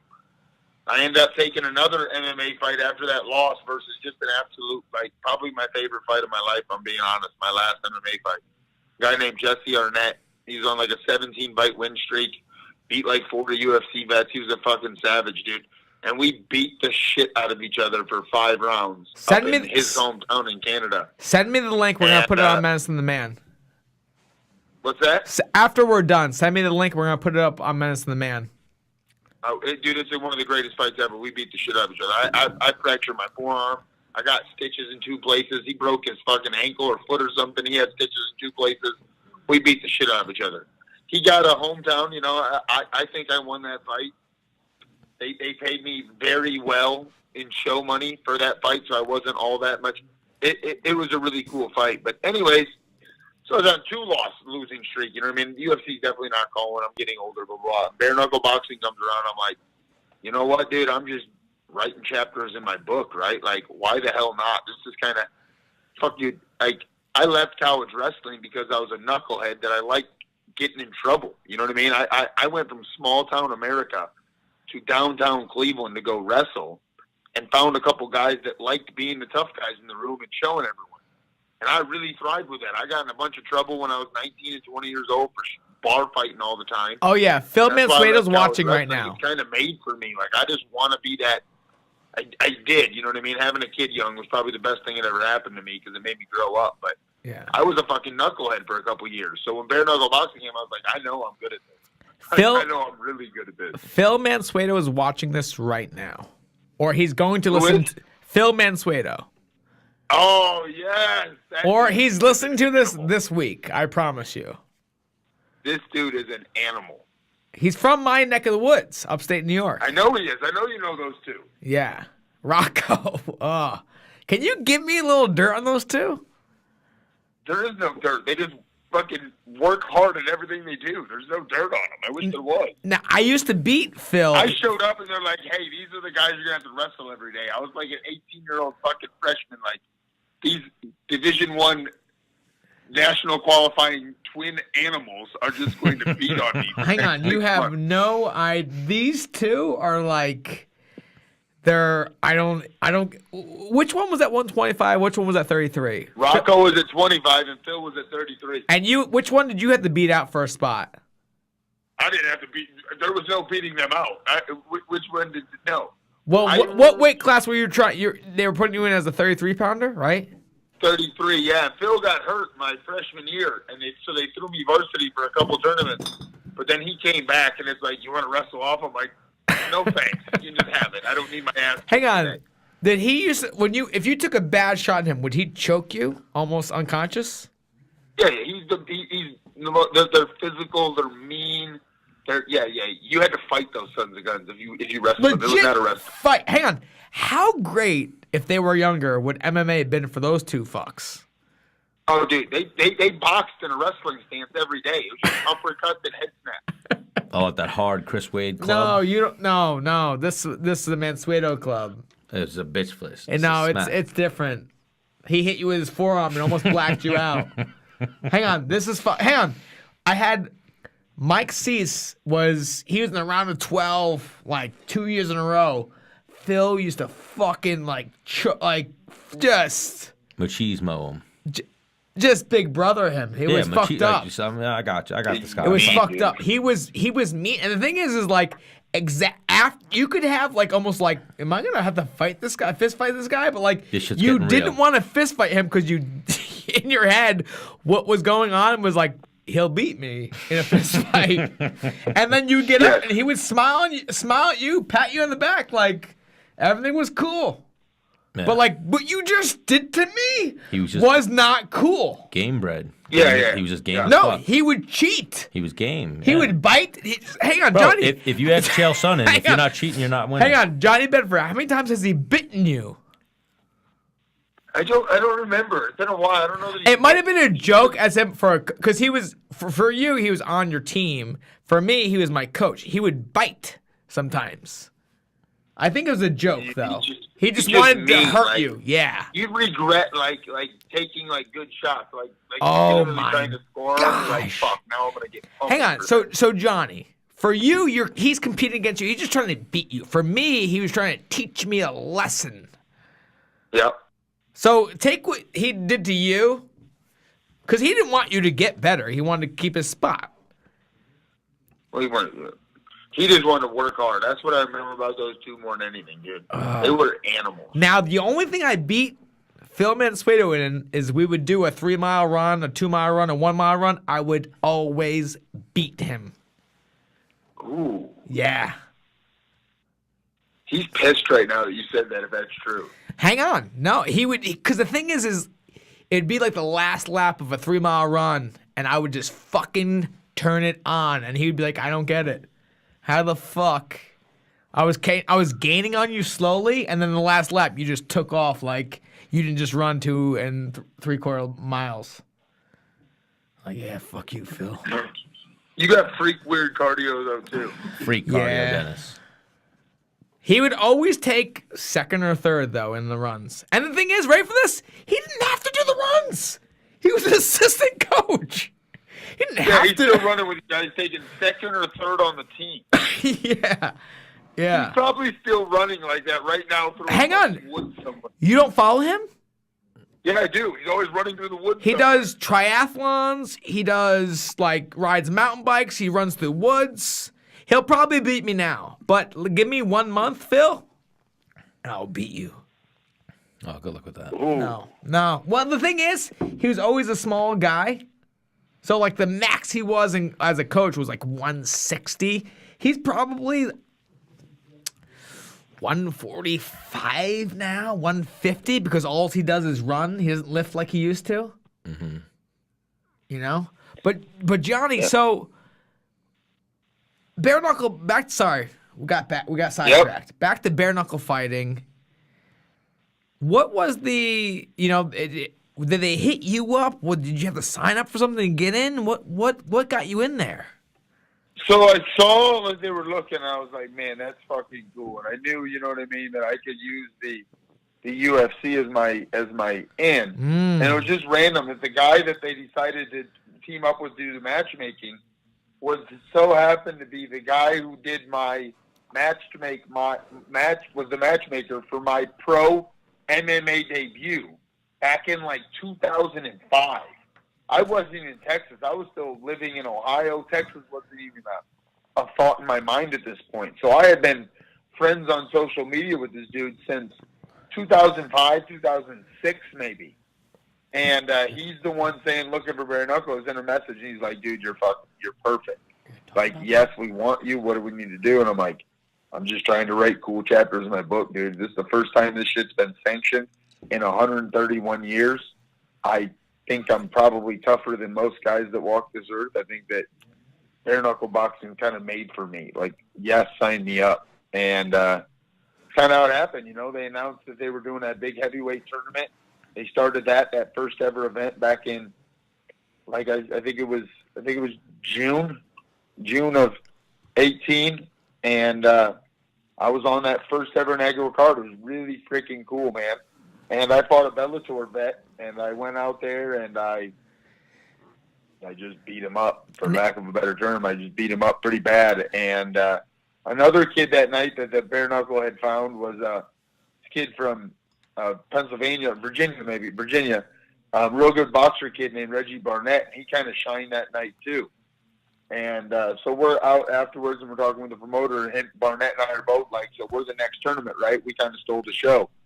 And it kind of worked out that way. I'm glad that we said it, because that's when they announced that they were doing the next tournament. So Bare Knuckle 2, they left Wyoming, which is the only state that sanctioned it. They got sanctioning down in Mississippi. That's where I missed you. Went down to Biloxi, Mississippi, and I wasn't on that card. Because I was doing a cross-country trip. I was doing a cross-country trip, and I was like going to crash at your place, but you had to go fight in Wyoming, no? Yes, it was when I was in Wyoming. Yes. Yes. So then they started the tournament, Bare Knuckle 3, down in Biloxi, Mississippi. I had a pretty crappy 2018. Went through some nasty custody stuff and just really, really rough year, dude. It was the lowest I've been, man, if I'm being honest. 2018 was a really bad year for me. And I kind of let it bleed into it, and in October, that it kind of spiraled out of control. And I won that first round of the tournament.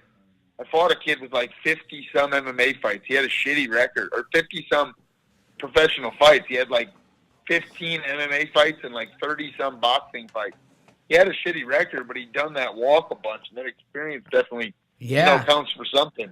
Yeah. And I underperformed, but I got the unanimous decision. I think I clearly won it 3-2, 4-1 maybe.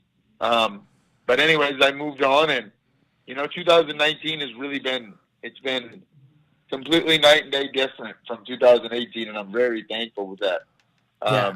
Me and my kids we're all good. We're happy. Life's way better, and I kind of said it in one of my post-fight interviews in the semifinals that I just had Saturday that, when shit goes right, it tends to keep going that way. When your personal life's a mess. Yeah. Your I heard that in an interview. interview. Yeah.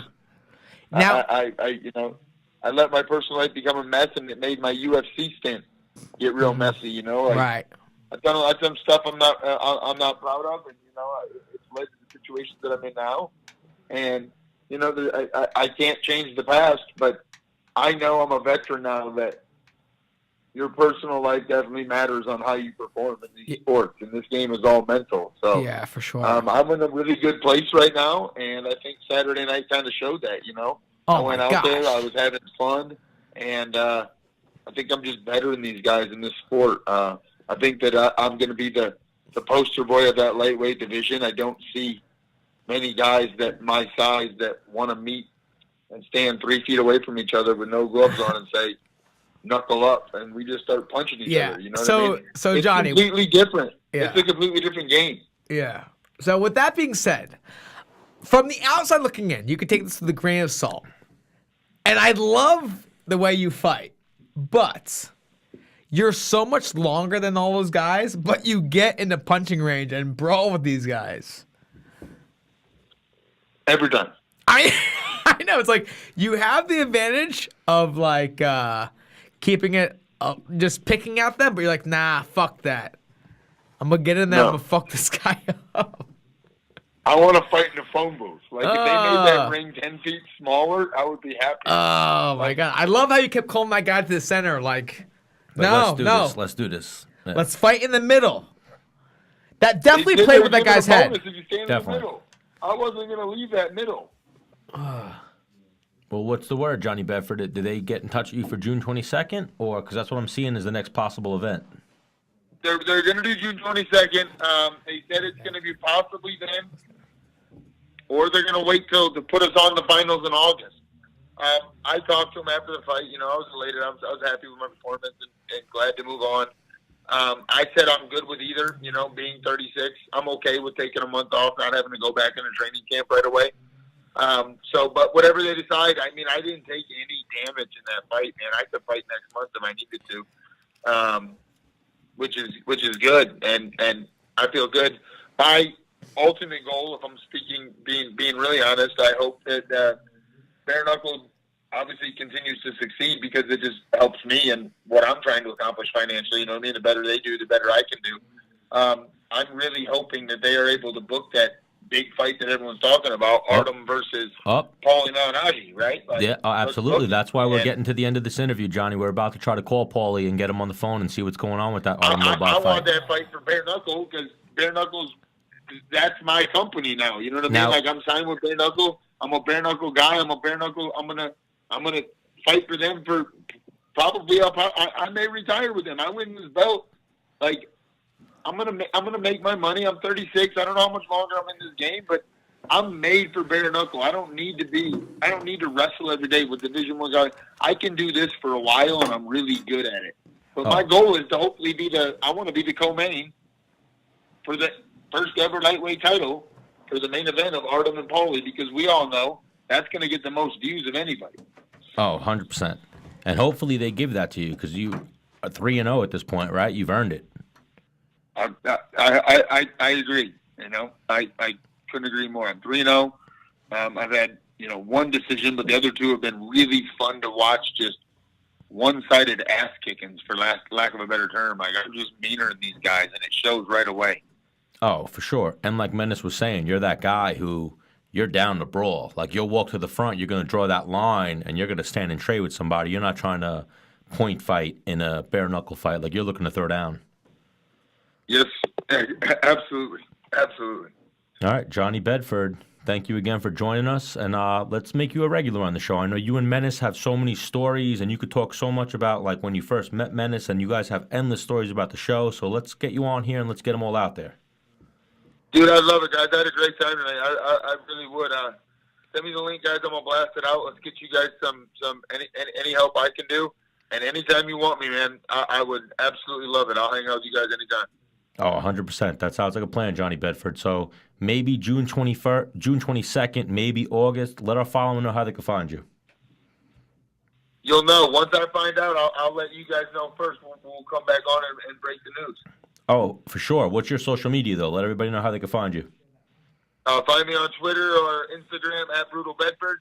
Facebook is just my name, Johnny Bedford. You can find me there. All right. Brutal Bedford, Johnny Bedford. Everybody check him out. Thank you again for joining us, Johnny. Thanks, guys. I appreciate y'all very much. Have a good night. All right. We'll talk to you soon.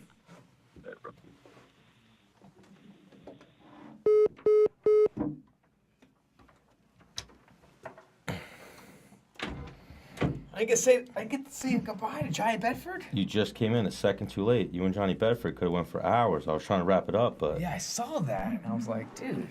Well, I didn't want to leave Paulie hanging. I didn't know we were getting Paulie. I told you we were getting Paulie. I wasn't fucking playing games. We might have went a little over, but we'll see. Let's see what happens here.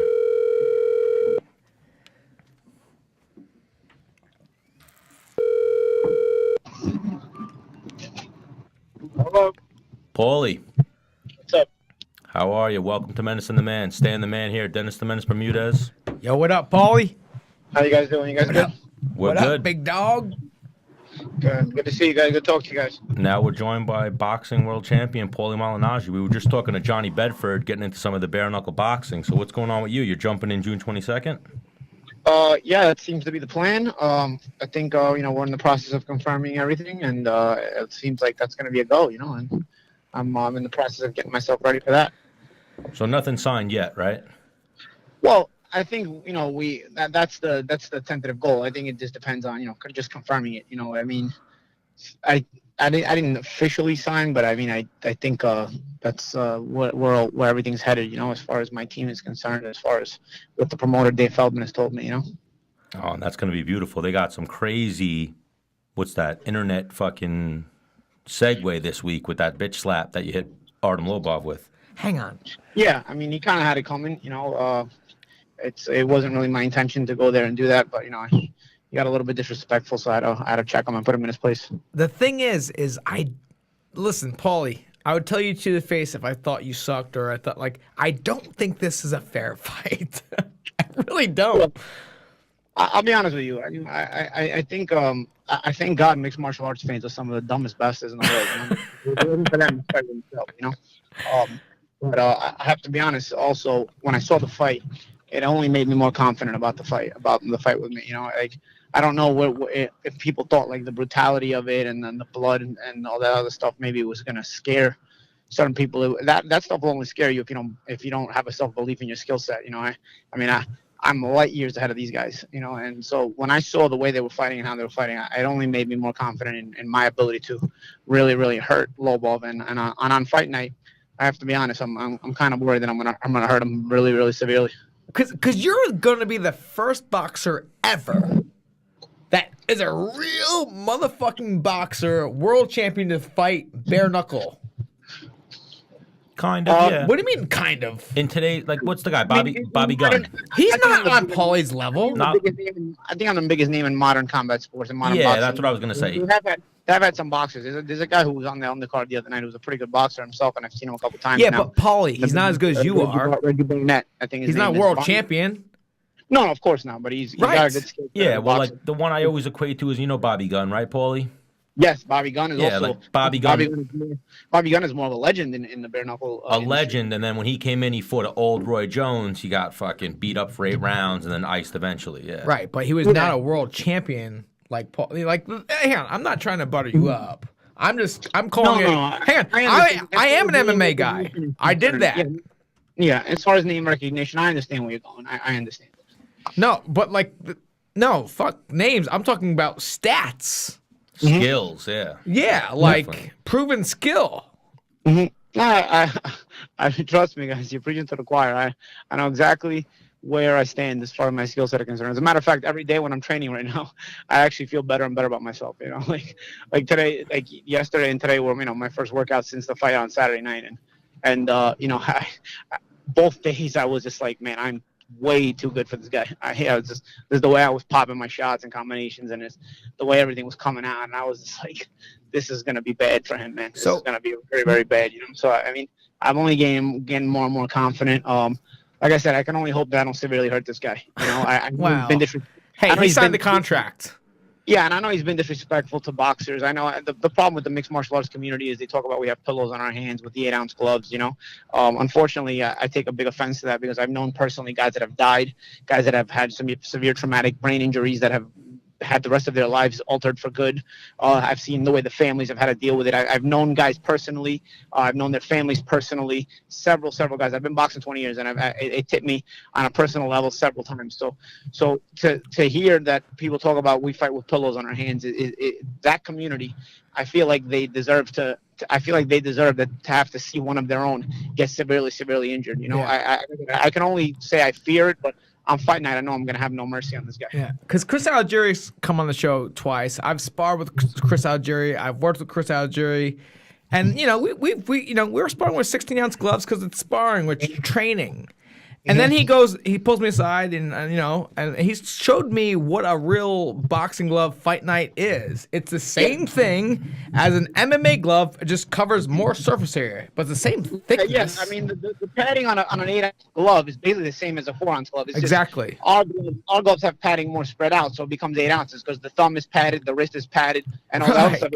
If you remove all that, the knuckle's the same. You're going to wind up with the same padding as a 4-ounce glove. Maybe less. Yeah, on maybe the knuckle. Less.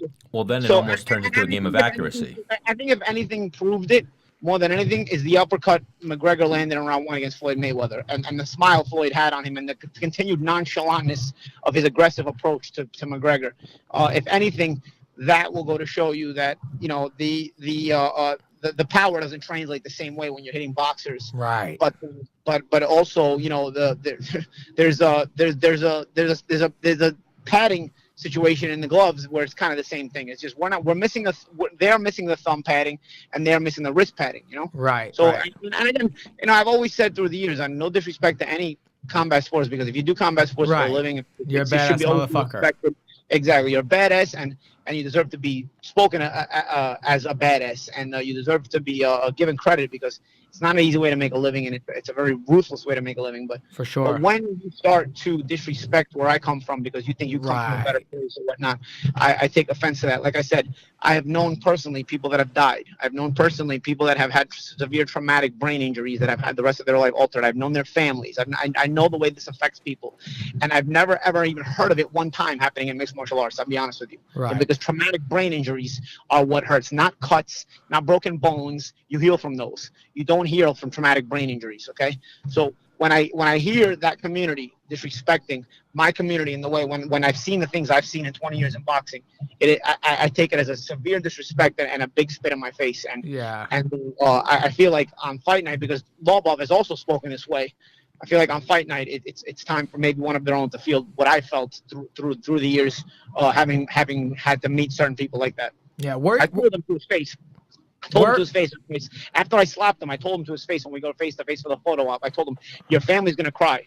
I'm telling you right now. You're barking up the wrong tree. Your family will cry after you fight me. Your family will cry." What I mean by that is I've seen families traumatized completely because they've had to take care of somebody who's handicapped for the rest of their life, and I've seen families traumatized completely because a family member of theirs has died from a fight in the ring. Yeah. And do not take this disrespect lightly. This is probably much more disrespectful than the entire Conor McGregor thing. The way I've heard that spoken about is probably the most disrespectful thing I've ever had to deal with in my sports career.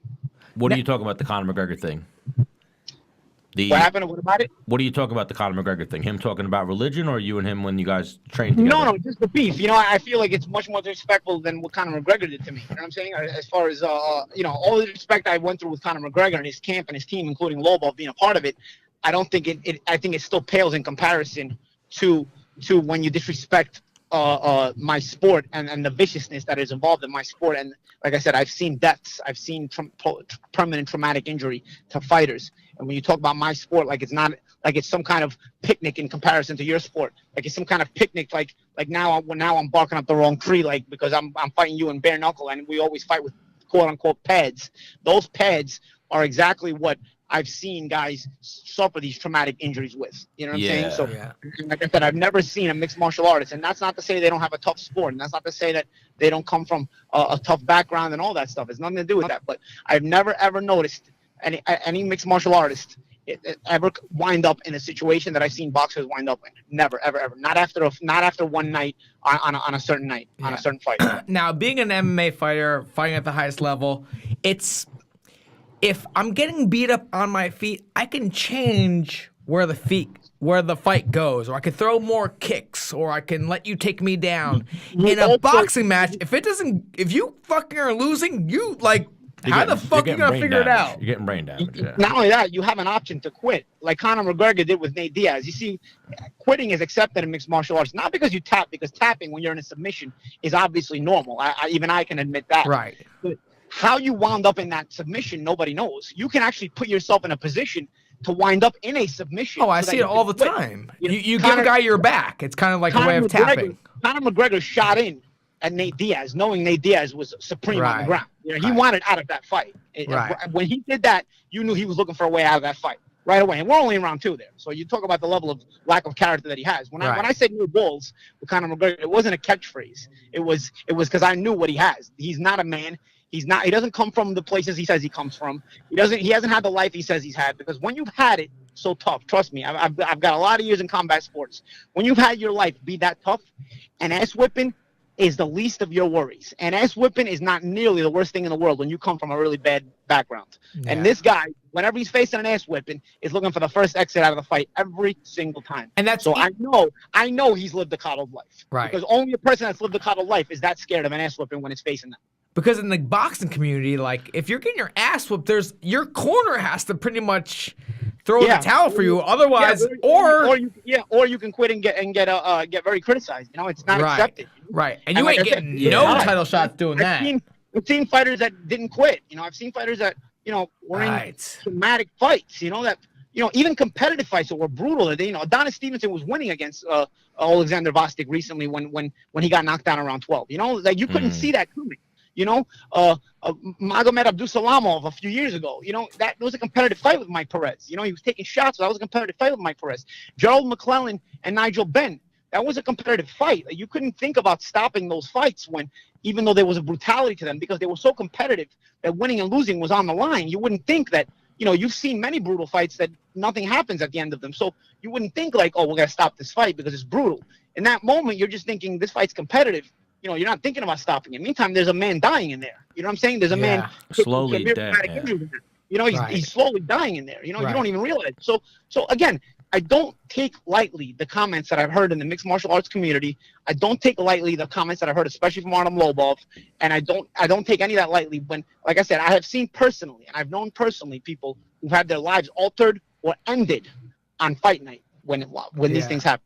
Because another thing too with MMA versus boxing is there's a much smaller surface area. I don't think it should be an MMA versus boxing thing, because like I said, I think. Well, no. I'm talking about in terms of like brain damage and stuff like that. You know what I mean? Like with a 4-ounce glove, it's a much smaller surface area where you can hit the button. I tell you what it is too. There's more strikes in boxing. That's what 1,000,000%. 1,000,000%. Yeah. Oh yeah, repeated head strikes. Yeah. You know what I'm saying? You're striking on a lot more often. Also, you have the 10 count in boxing. You can actually be concussed, get up, continue to box, continue to fight. Paulie. In MMA, the instant you are injured, the guy jumped on you and the fight gets stopped. So you don't get. Have you seen any of my fights? No. I could have used a 10 count. But what I'm saying is the 10 count sometimes hurts you. You know what I'm saying? Because right. You're going down. Now you're obviously getting up competing, but now you had a concussion. You've taken some traumatic stress on your brain. But you've beaten a 10 count, and your instinct is to keep fighting and keep fighting hard. Yeah. So now on top of that issue that you've been given, you're going to continue to take shots on top of it. Right. In an MMA fight, it may look brutal. The guy gets rocked. The guy goes on top of him, hammer punches. It looks awful. But the thing that injures boxers, if you notice, is long, draining fights of this kind of traumatic issue. It's not the short, quick knockout. You never see the short, quick knockout wind up in a bad situation in boxing. Mm-hmm. Always the fights that drag out long in a vicious way. So the whole thing with MMA, with sometimes the knockouts look brutal. God bless. I'm not even God bless, because you know what? But at the end of the day, that saves those guys. Yeah. That saves those guys. Now, Paulie, where are you doing this fight camp? Right now I'm in New York. I'm gonna shift over to somewhere else later this month. Okay. And then probably end up back in New York, since the fight's probably on the East Coast. Because the first person that ever told me about you was Mike Camp. Mike Camp, yeah, man. He's Mike's the man. my guy. Yeah, Mike's the guy, man. I'm pretty sure you're the person that made him fall in love with fighting and like wanted to take care of fighters. Well, I think I got Mike into boxing, because Long Island is a big MMA community, and I used to see, like, when I would be at Camp's office and in his gym, I would see guys like Chris Weidman, although nobody knew Chris Weidman yet, but he was going up there and working out with Camp. So I think Mike was always in the MMA community and whatnot. Hang on, from the outside looking in and being in his office, and I worked with Mike a ton of times, Mike Camp. He spoke about you as like the primary guy, and then it was Chris Algieri, and then Ryan LaFleur. Myself, and Mike helped me a lot in the years I was working with him. After I worked with him for a little bit, I ended up moving to California for a few years. Right. And we didn't work, but Mike was always been a very smart guy. Mike's always been a guy who has given his honest assessments. Yes. And always been willing to help. And he's a smart guy. There's a lot of know-it-alls in these kind of businesses, but they don't really know it. Mike is actually a legitimately smart guy. And what I like about a guy like Mike is he takes pride in his work. Yes. In certain jobs, I want a prideful guy. I want a prideful trainer.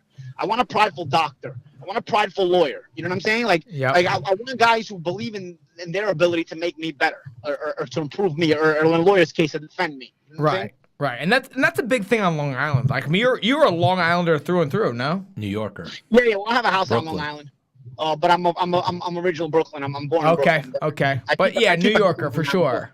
I'm actually driving to Brooklyn from Long Island right now. From my house, I'm in Long Island. Okay. You can get a midnight session in? No. I had a dinner to get to out in Massapequa. There was a couple of Sopranos actors there, and my friend's restaurant, El Vicio. Oh, and so it was like you were right. You were right out here by us, Paulie. Next time we get you on the show, let's get you in studio. We'll bring you out to West Babylon, right out on Long Island. Dude, I'll get Set you the Yeah, best yeah. Italian food. Yeah, we can set up. Yeah, I mean, all the Italians from Queens went to Long Island. You know, all the Right. ones from Brooklyn went to Staten Island. So I Oh, well, I even know where my community is. You know, Even they're how- not in Brooklyn Queens anymore. even how we hooked this interview up, my Goomba cousin Phil Baroni. Yeah, exactly. Speaking Yeah, of so- Italian New Yorkers. Speaking of straight up Goombas, 100% Italian. So, and even that, like a little bit about Future Legend. Like, so what is it? Like you, Phil, and Future Legend own Future Legend? Yeah. Future Legend, my friend Future Legend, his original name is Frankie, but then he legally changed his name to Future Legend just to really put the extra stamp on it, you know. And we've got our clothing company, and through the years we've been growing bit by bit, and we're really big in the world of wrestling right now, which is a big niche market, and we've got a lot of guys like Bobby Lashley, Rey Mysterio have really backed us up, to name a few, you know. And you know, it's a growing company little by little. You know, these things don't grow overnight, but I really love our company, and I really love the quality. If anybody has a chance to see the quality of our work, it's I think it's we make a lot better quality than a lot of companies that maybe are more known, you know. But you got to get yourself out there bit by bit. Yeah, we just had Steve Blackman on earlier. Do you remember him from the I don't know, probably early 2000s? Old From school, MMA? old In school, MMA? old school pro No, wrestler. he's in WWE. Oh, no. I tell you what, my wrestling background is 80s, because when I was a kid, Okay. and then late 90s with the Rock and Stone Cold brought me back. Well, that's when he was on. Yeah, so maybe I remember him from back then. He was the Rock hardcore and champ, the lethal weapon. He came out with the Hard- kendo he was the hard- stick. That was around when they made the hardcore title, around the late 90s. That's Steve Blackman. Yes, that's With Steve Dean Ryan. Blackman. The Mankind and the Hardy Boys and all that stuff, and all that. You know Yeah. what it is? We got to get the New York Badass in the WWF. That's what we really need to Oh do. yeah. Yeah, I mean, he's done some wrestling. He's He- done it in Japan and stuff like that. Yeah, he's into it now.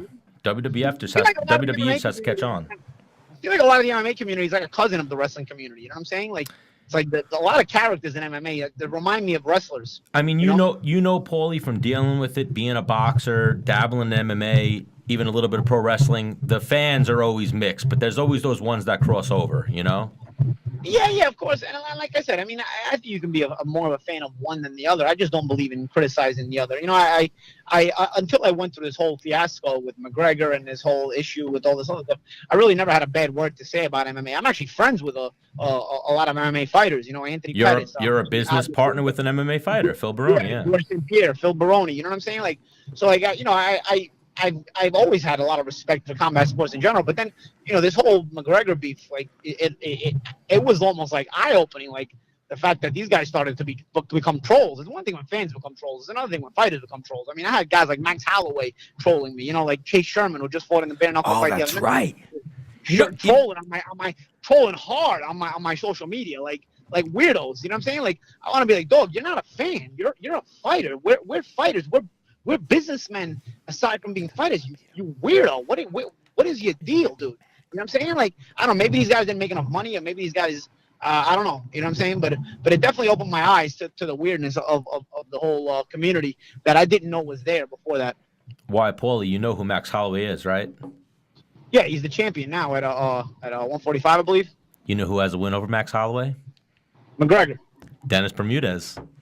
Oh, does he? You talking to me, big dog? Come on now. You talking to a slouch? I'm not a slouch. No, I mean, I knew you were the real deal. I didn't know you had the Holloway win too.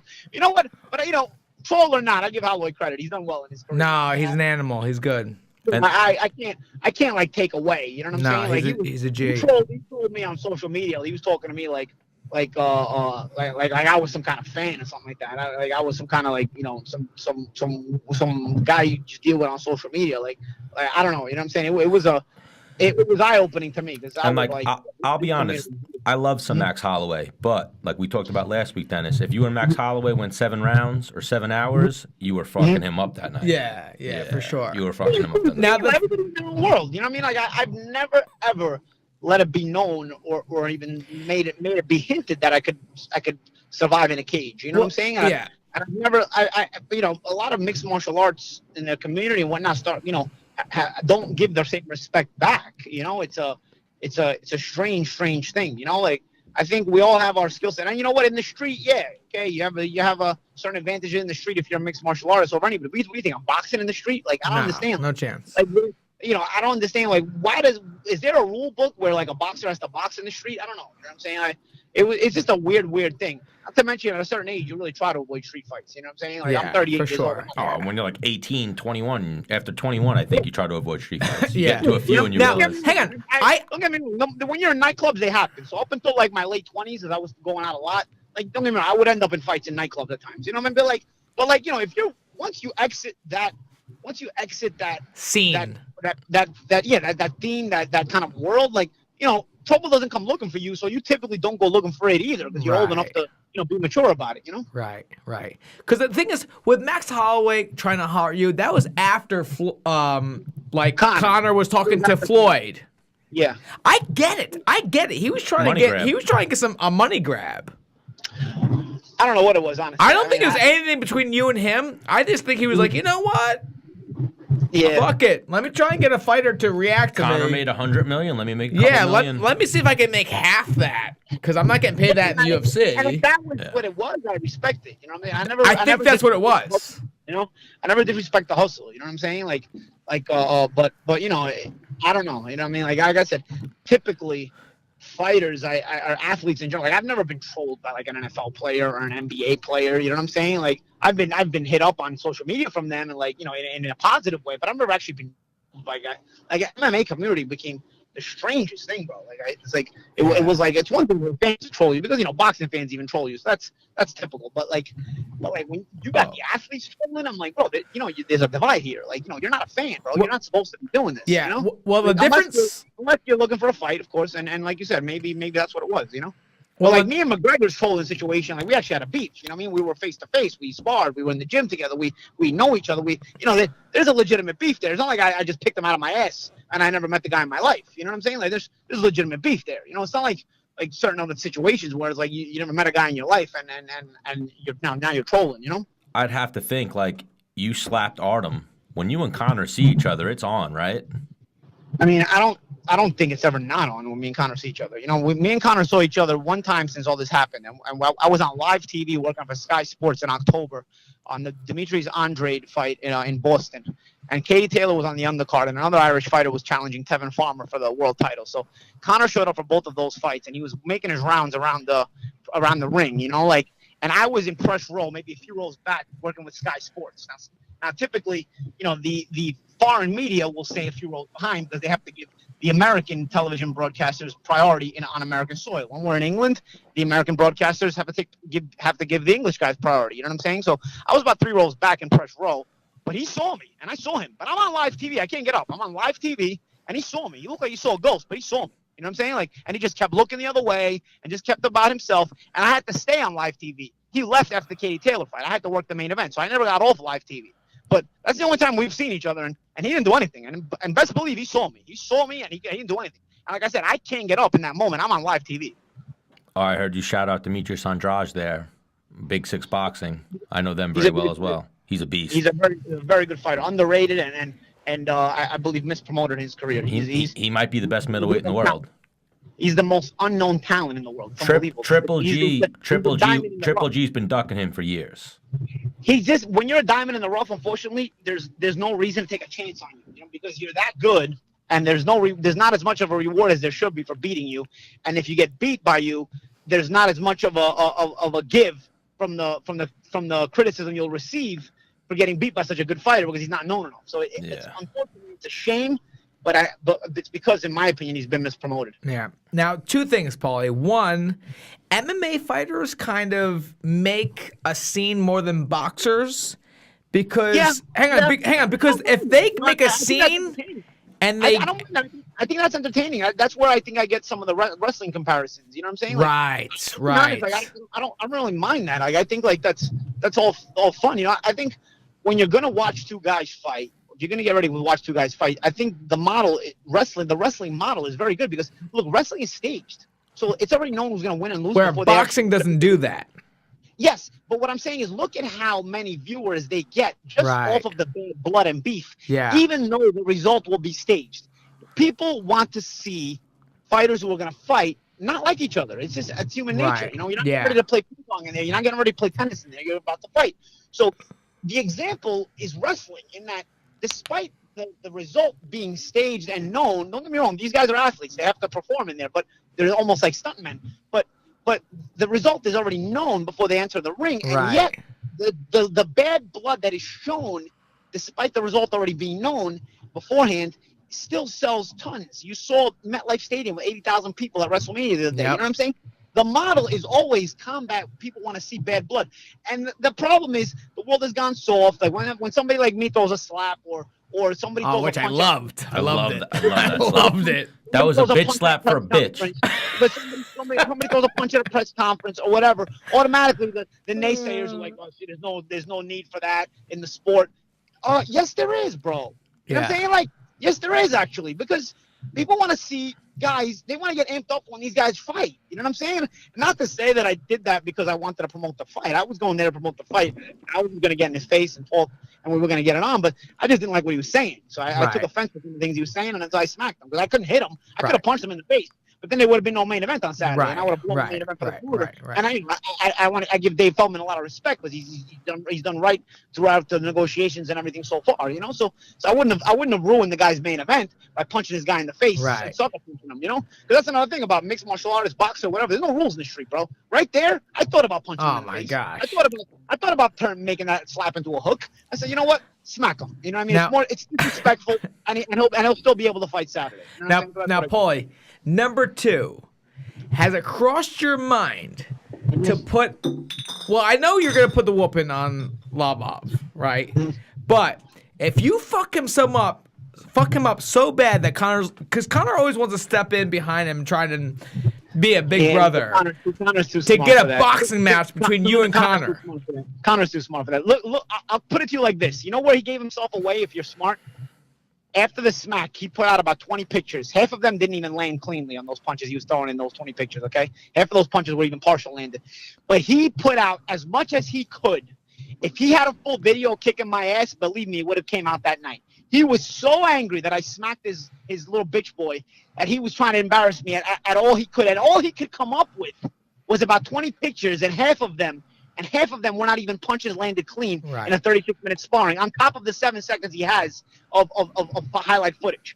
If he had 36 minutes of ass whipping, believe me, the last week it would have all come out. He was dying to embarrass me. He was dying, but he was, which I know gets under his skin that's all he has. It gets under his skin that he knows what I really did to him, and for me, that's the reason we'll never fight. He cannot afford for that to ever become a public thing, so he can never fight. But that's the move.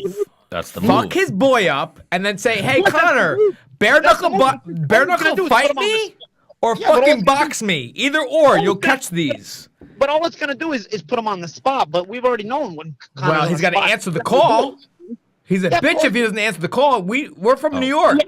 He hasn't answered the call in 2 years already, though. You know what I'm saying? You know how New Yorkers do it, Paulie. We're going to set it up here at Menace and the Man. Conor McGregor versus Paulie Malignaggi is going to go down after Bro, I'm going to Paulie Malignaggi expose versus Artem. his life. Where he went wrong is I'm always going to be a TV figure and TV personality for the rest of my life. I'm going to be a bigger deal than Conor McGregor. Because Conor McGregor is going to have his fame. His time is going to come and it's going to go. I'm always going to be on TV. I'm one of the best analysts there is. So Conor ruined himself by fucking with me because I'm going to expose him. I don't even need to lie. Like, he literally, think about it like this.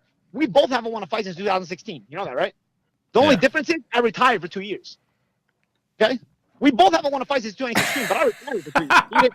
You understand that? I don't have to lie.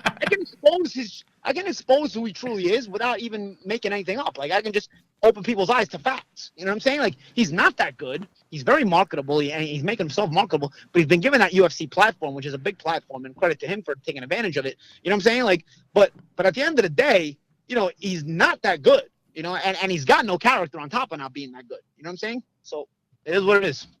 I mean, bro, Nate Diaz came in and beat him on 10 days' notice. You understand what that is? If that happened to Floyd Mayweather, where an opponent came in on 10 days' notice and beat him, they would never, ever forgive him again.